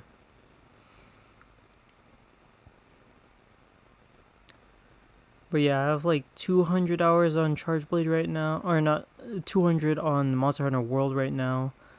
Most of it's been with Charge, or all of it's been with Charge Blade. Oh gosh, I don't want to be the first one to encounter. Okay.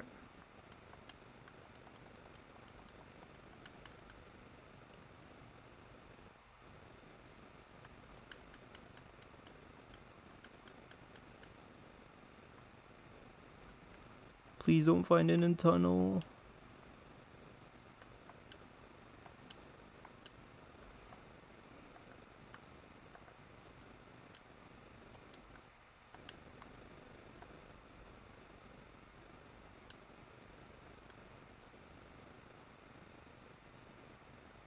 Okay. I was gonna try to lure it over here, but it wants to go that way.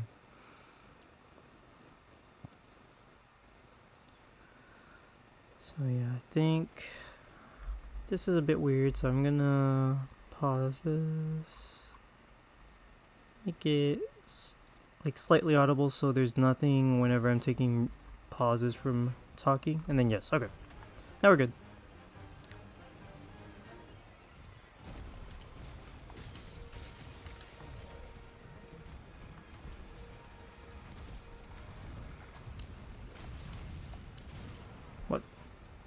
What was that?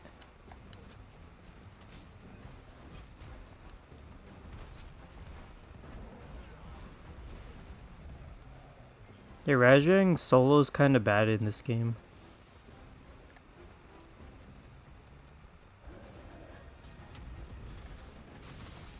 Because ready stance allows you to box with it in a with basically your double chops, and then here you don't have such options.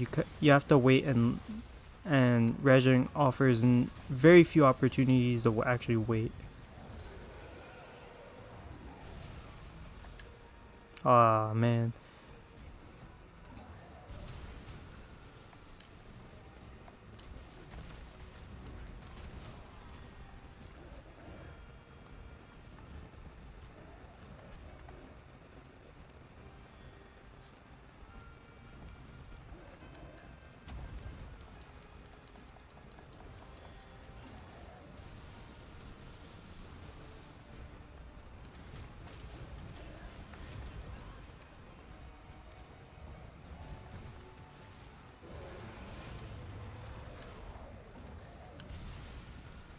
Oh shoot.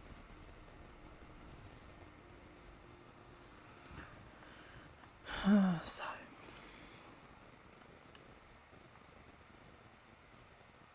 I was like, I was safe, but then I moved into it, which is where I messed up.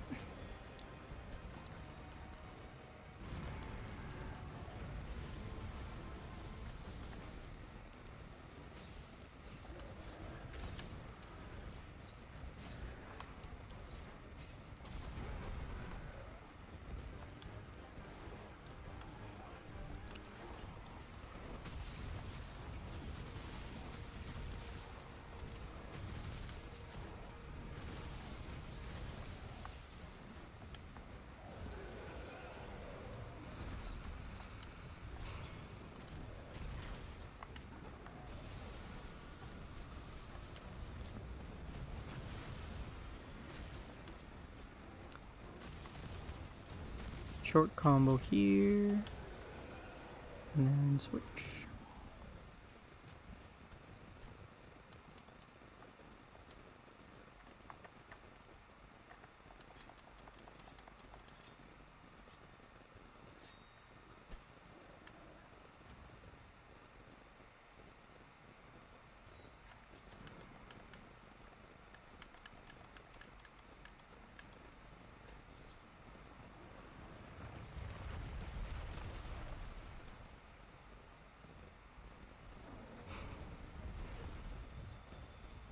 That felt like an Indiana Jones type moment where you trigger the rolling boulder.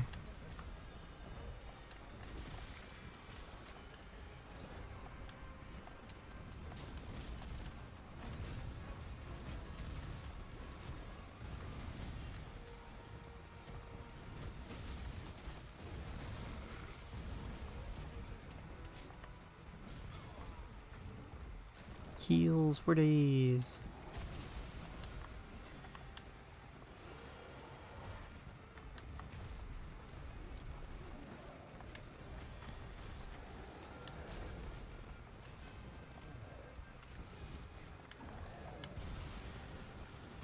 Not again.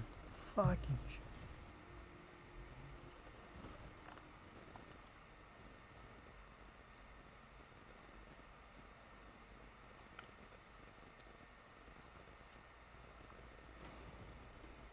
Yeah, that's partially my fault.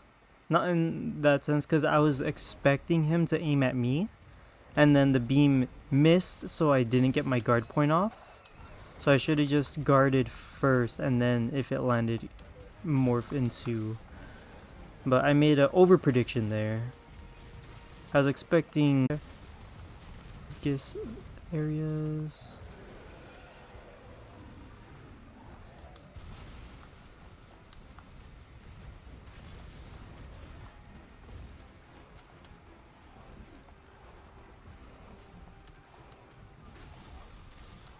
Moving.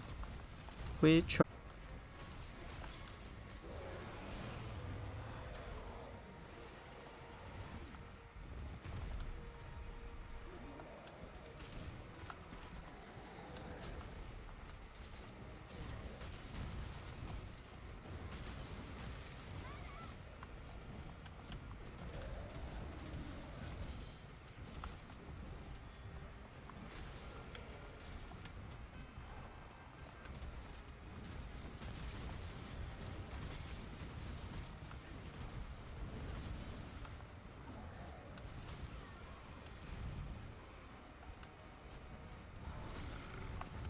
Shoot.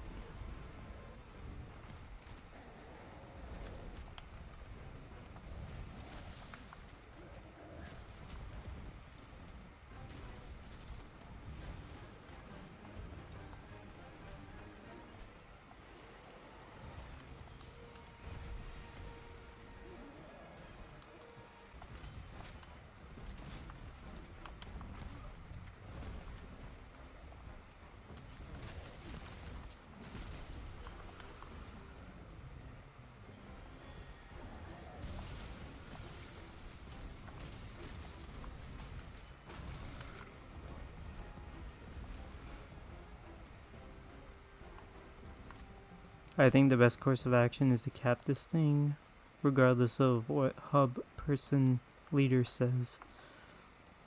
Because we have like 4 cards racked up on this guy, 2 of them are mine, 2 of them are from my teammates, so I feel like that should be.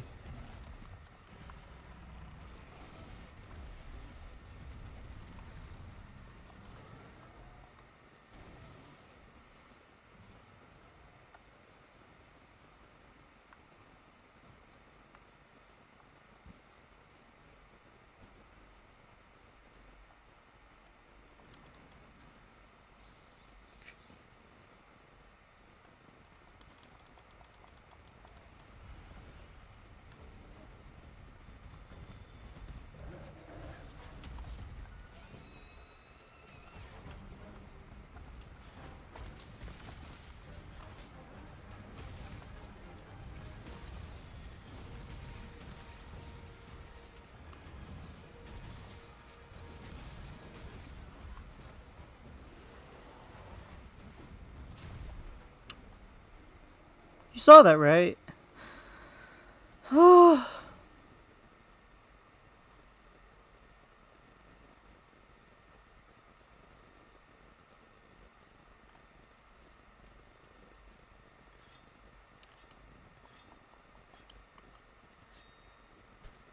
Got that on camera. I have guard up. I have adequate levels of guard. It still killed me through a guard point. So I'm like, nah, that was bullshit. That was genuine bullshit. Because the shockwave should have connected with the shield there. Yeah.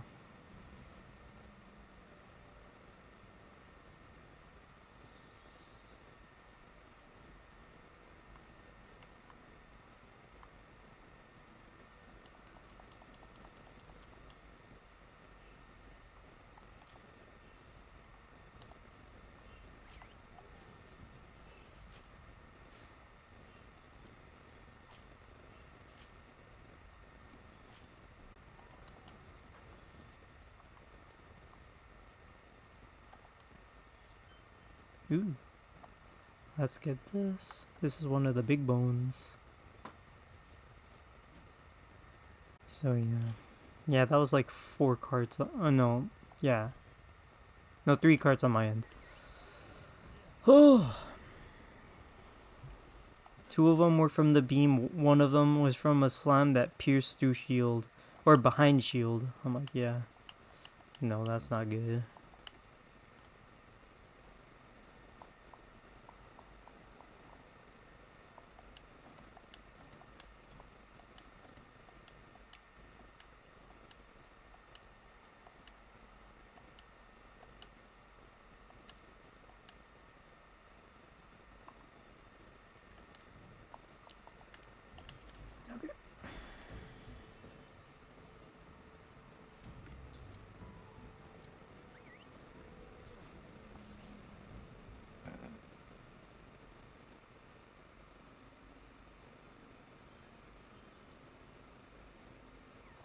Yeah, I'm seeing some of these playbacks on the stream. Yeah, I need a better internet. Cause I upgraded my laptop, so it's running on my end. It's running the game perfectly, but it's not running the stream perfectly, which is not good. Good thing. I'm kind of using this as like a pH test for how well this setup could work for wilds. So don't expect this to be like the standard. I'm just kind of testing out everything before actually doubling down on one mode of content, which would be streams. Now, let's see what I could upgrade here. Yeah, 3 carts was kind of what scared them away, honestly.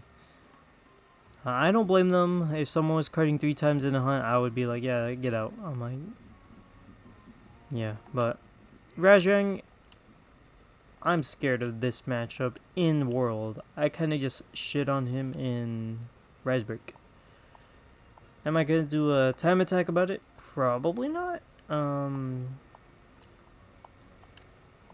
Mainly because Switch, like after throw testing, like the Switch setup isn't too good on in terms of streaming. Mainly because there's that input delay unless you have specifically like an Elgato capture card. Then yeah, I don't think it would be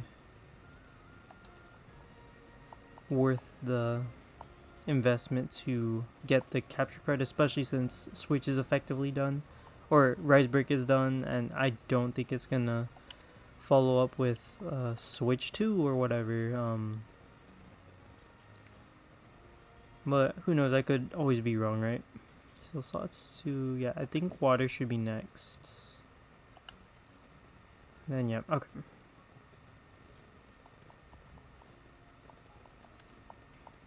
So yeah, this one I think fire and then thunder, thunder and then fire. What else? Oh yeah, Volcan is a monster, so I'm gonna go for that.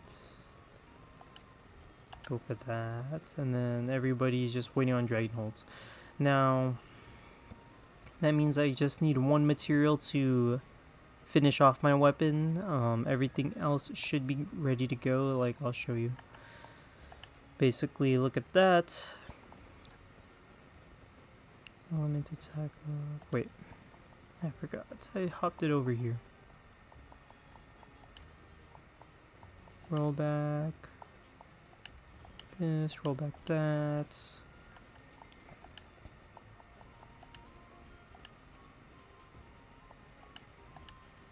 So yeah, this is ready to go. Very barely. And then I just need this tempered dragon bones. And then I'm done with augmenting, and then that allows me to get element 3, which would be, what's the boost?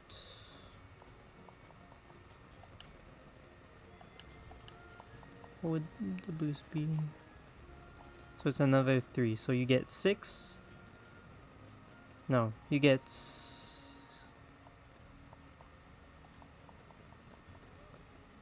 Yeah, I think you get 6. No. Let's just roll back this. Yeah, you get 6. Yeah. 6 element. And then that should be everything good to go once I get... So I'm gonna swap off of...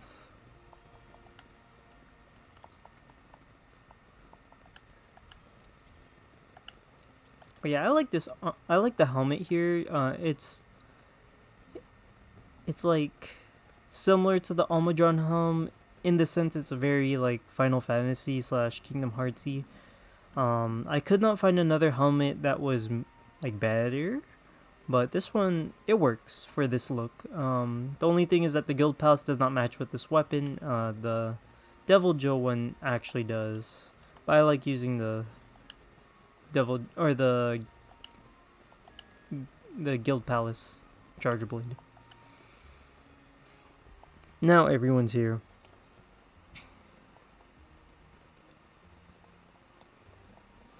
So yeah, we're set on everything but the dragon hold, so I'm kind of just filtering for... So no preference is typically the best one. But yeah, let's see. I'm gonna double check. I feel like we made decent progress here. That's almost 3 hours. Yeah, I'll go for another 20 minutes.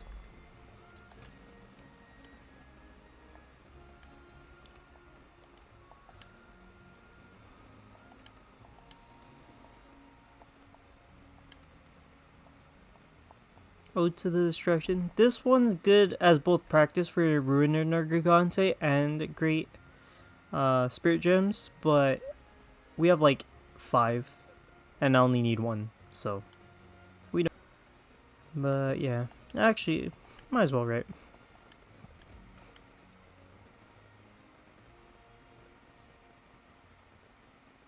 So one thing I do like about World is that the path to endgame isn't linear. You kind of just toggle whatever is available versus whatever. Like Rise Break, you could blow through like all of the content whenever you want. Mainly because solo is like the best path here. A lot of monsters are just straight up easy, and you could get a lot of value just from farming. Lower tier monsters like getting at least to like half of your augments through farming low tier monsters. But then once you get to the higher tier monsters, you basically build up a good amount of fundamentals from practice with low tier monsters to be able to deal with high tier monsters. So it's just good in general.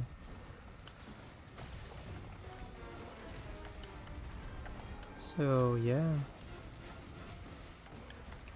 Here it's like there's hard, there's very hard, and then there's Fatalis. Like, that's kind of a jarring difficulty spike. At least Rise Break, it balances it better by making more monsters harder, and that means the ladder of difficulty is a step process versus a steep incline. Because Fatalis is the hardest monster in the game, arguably harder than Risen Shigaru and Risen Primordial, or Hazard Primordial. Sorry. Mainly because it makes you play differently. There's a like sort of prep monster to serve as an intermediary. Like Elatrion has its own thing with the whole elemental gimmick, whereas Fatalis is just like, oh, you gotta not get hit.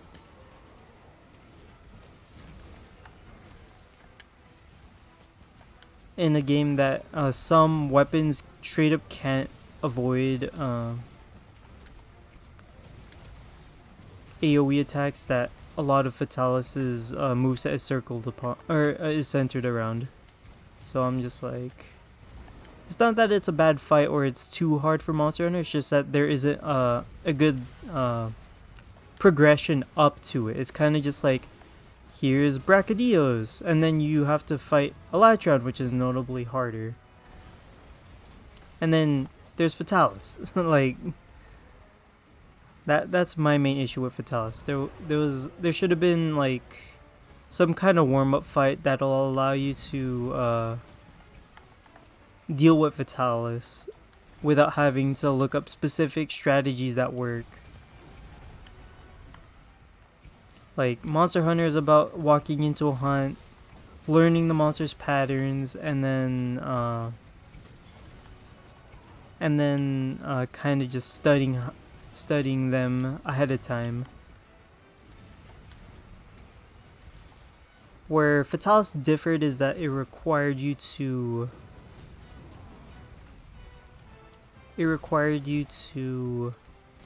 prep different, like notably differently from every other hunt in the game.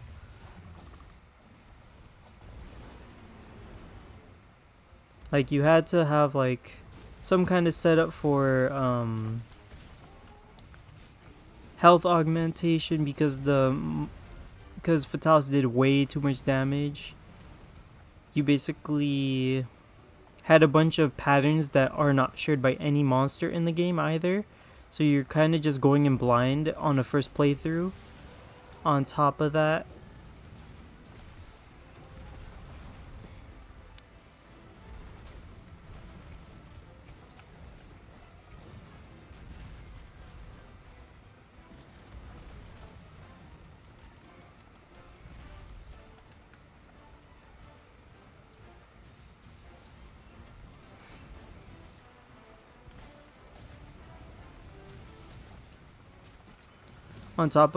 it's like, though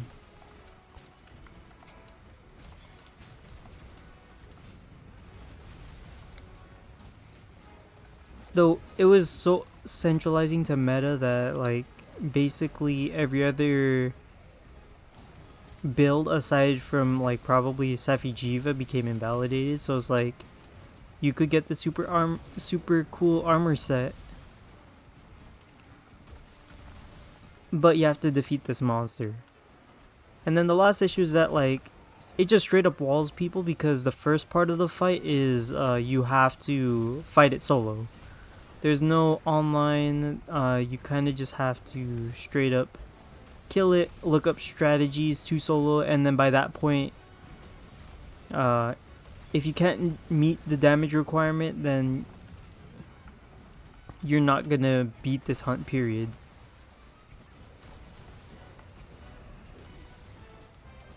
So I'm just like, yes, I get it's the final boss of Iceborne, but it kind of just broke the mold on specific parts. Like, being a hard monster is between the best set in the game and not is fine, but the main issue was you have to solo it first and then fight it, and then you also have to deal enough damage within a 30-minute time limit. It was just like, it was like a bunch of artificial bullshit that other final bosses did not have.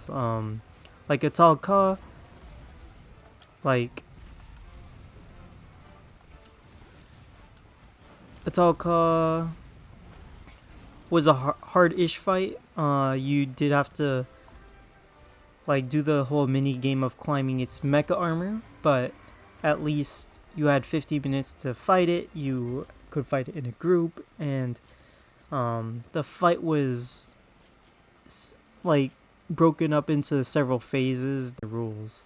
Whereas Fatalis is just like, oh, you understand the rules, you have to go further beyond, and that kind of sucked. It's like, yeah, I don't know.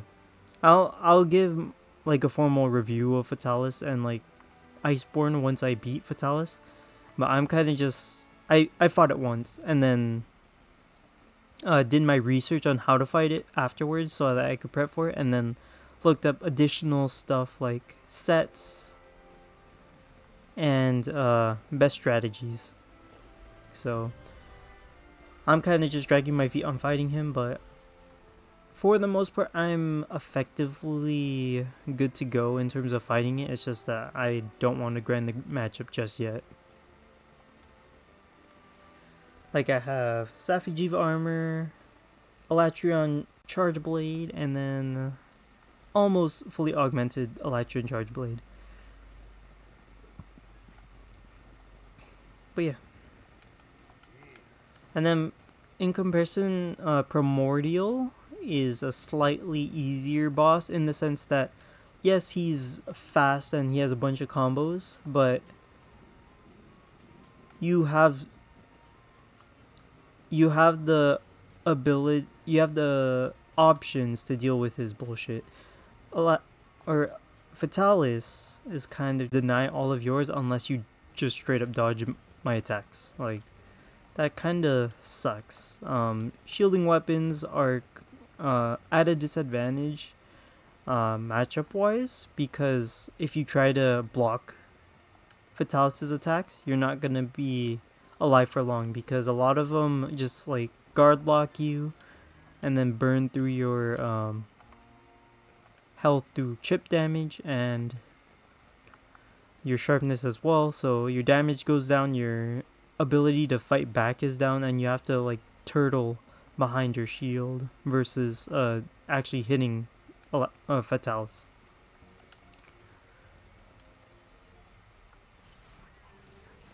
But yeah, I don't know. I don't know too much about the fight, aside from what I've seen others say about it. I carded like 3 times on my first attempt, and then I'm like, yeah, no, I'm out. I'm gonna go augment my stuff.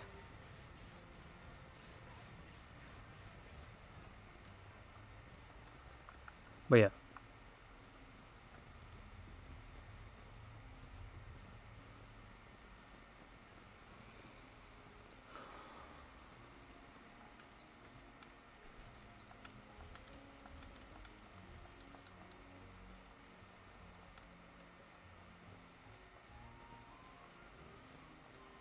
So yeah, I do need to get, let's see if there's, so there's like 2 pieces I'm missing basically. Yeah, no one's popping up with guiding lens 7 for the ice area. Let's see, set it to 6. I need decorations, which would be good for,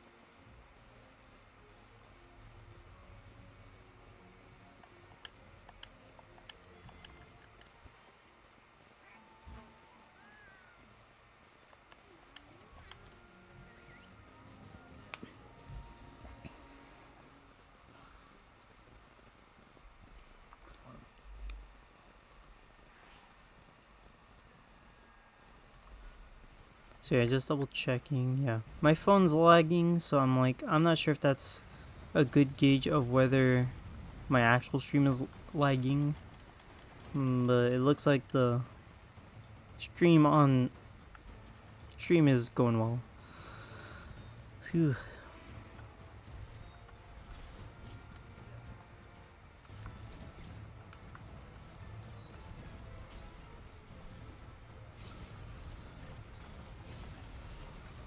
But yeah, main reason why I like the meta apparently for Safijiva is to use all beta pieces, but I was like looking at it, the alpha chest and then the alpha helm allows you to get guard 3 with minimal investment, I think.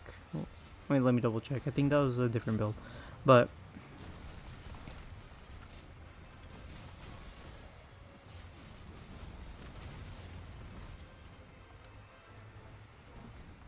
yeah, it's basically more point efficient to use some alpha pieces.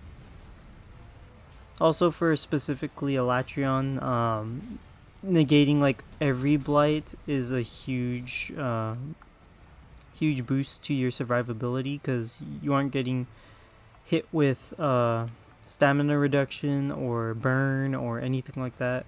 You're just oh yeah, and Dragon Blight because that negates your element that you need to meet the DPS check. So it's just like overall it's just good.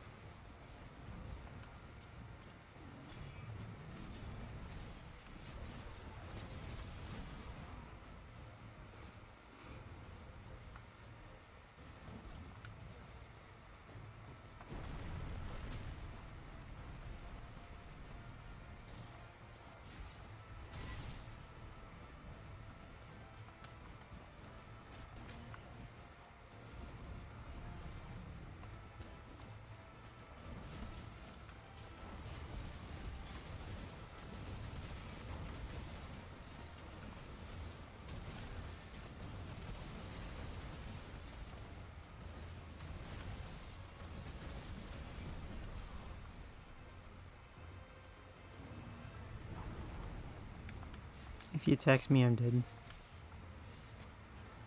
Good.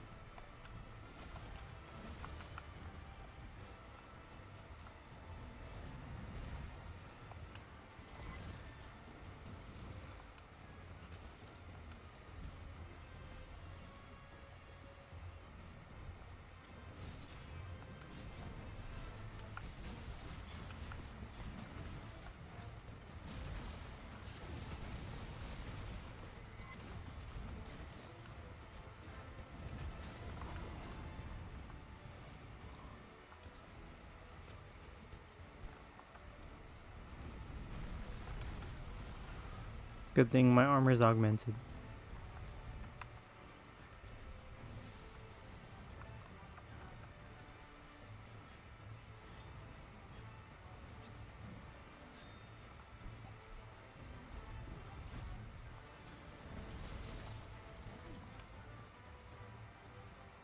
What's he doing?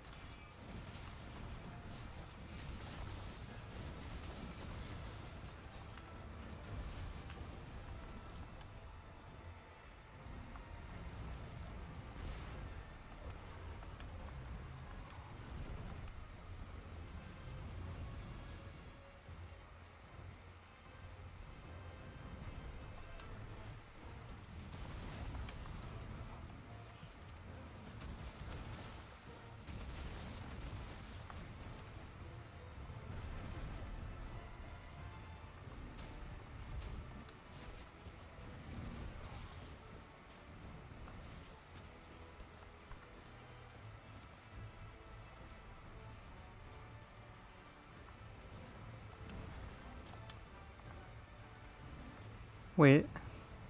I was like, why is this hunt taking so long? Is Hector a corner horner?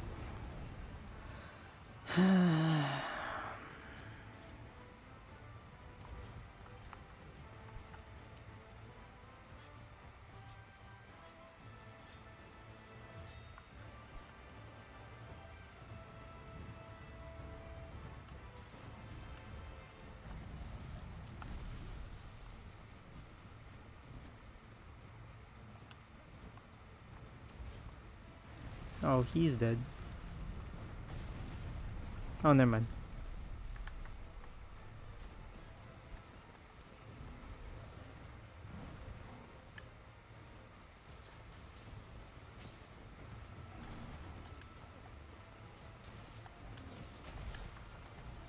He's on. Teosha's almost dead.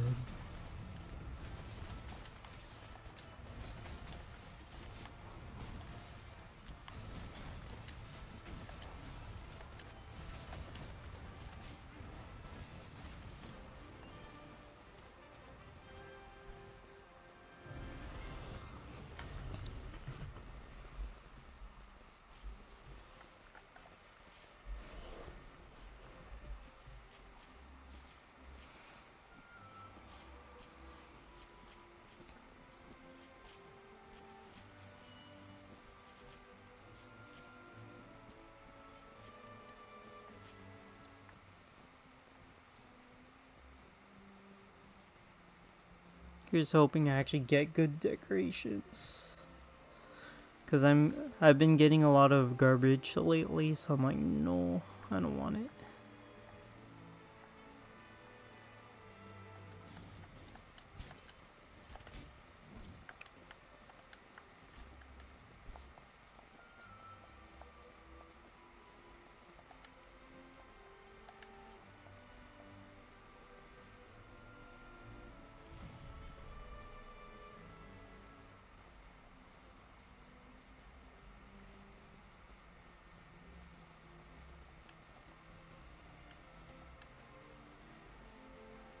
Dragon Jewel, what I needed, let's go! Okay. Ooh, Guardian plus, I have a third one now. Neat.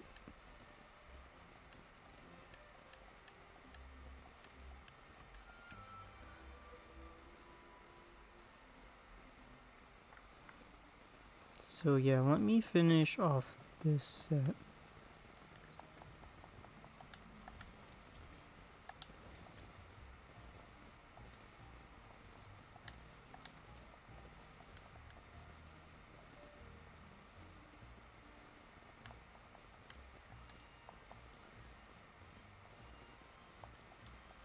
Let me swap.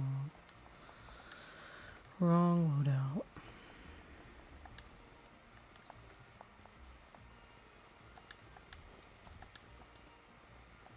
So this one should be the correct one.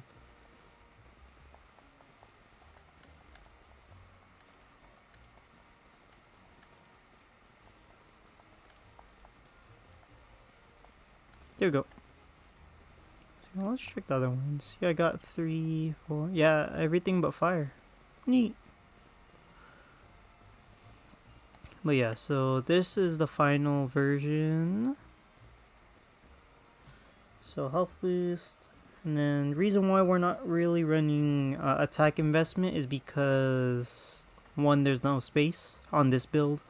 You would need Fatalis to get both max element and max attack. Second, well, I could probably, so one thing you can do is get Agitator 5, an Agitator 5 charm to get that extra attack, and then you kind of just drop the attack boost because it's only 5 affinity on a set that you do not need affinity for. And yeah, let me just double check my math here. Well, oh yeah, so you get 90 off of Tenderizer plus Safi G visibility, and then yeah, the Agitator would be overkill here, so it'd be, what is it? Let me check.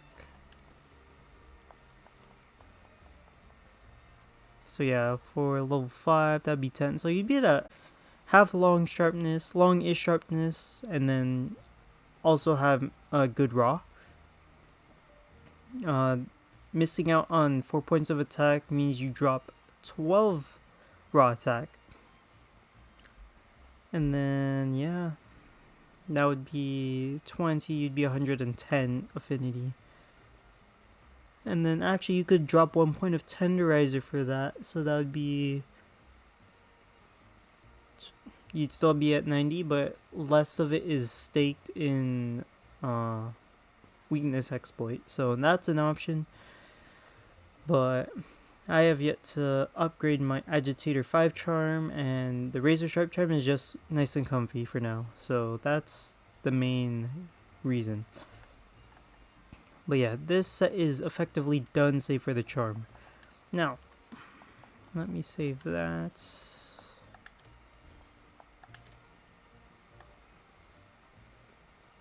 Yeah, and then guard 3 and evade window 3 is there primarily for survival.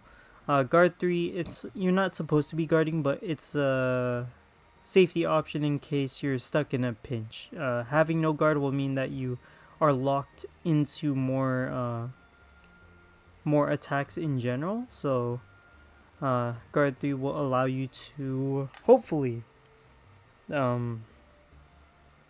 deal with more attacks than if you were to invest no guard. But yeah, the set is now done except for augment, and then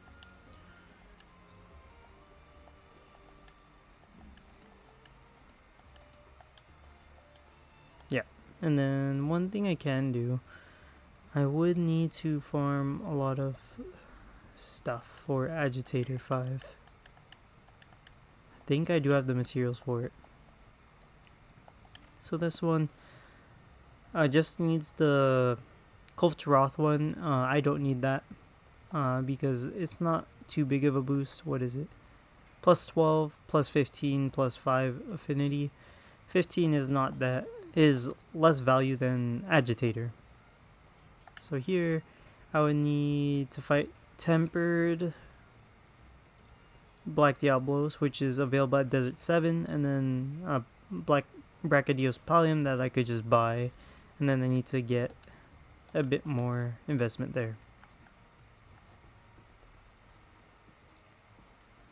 So yeah, I think it is now 12 o'clock. I think I started around like 8:30ish. Yeah, no. Yeah, I feel like this is a good stopping point. I made decent progress. I got what I need, the final piece of the decoration.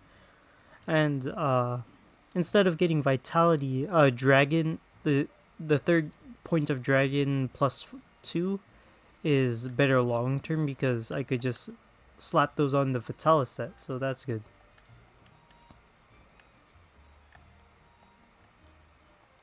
But yeah, I think that should be everything for now. If you have any questions or concerns, comment down here or on, honestly, comment down below any videos that you feel like is relevant for. I know that's a bit of a bad suggestion, but I could just set up a post later in case you guys want to just talk about Monster Hunter or questions about the games in general. Visiting Monster Hunter GU,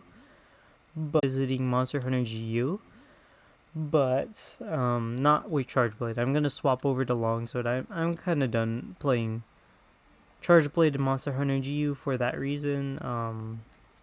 But yeah, feel like I've done everything I could for now. So hopefully you guys have a good day. Sorry about that. And then I'll stop the stream.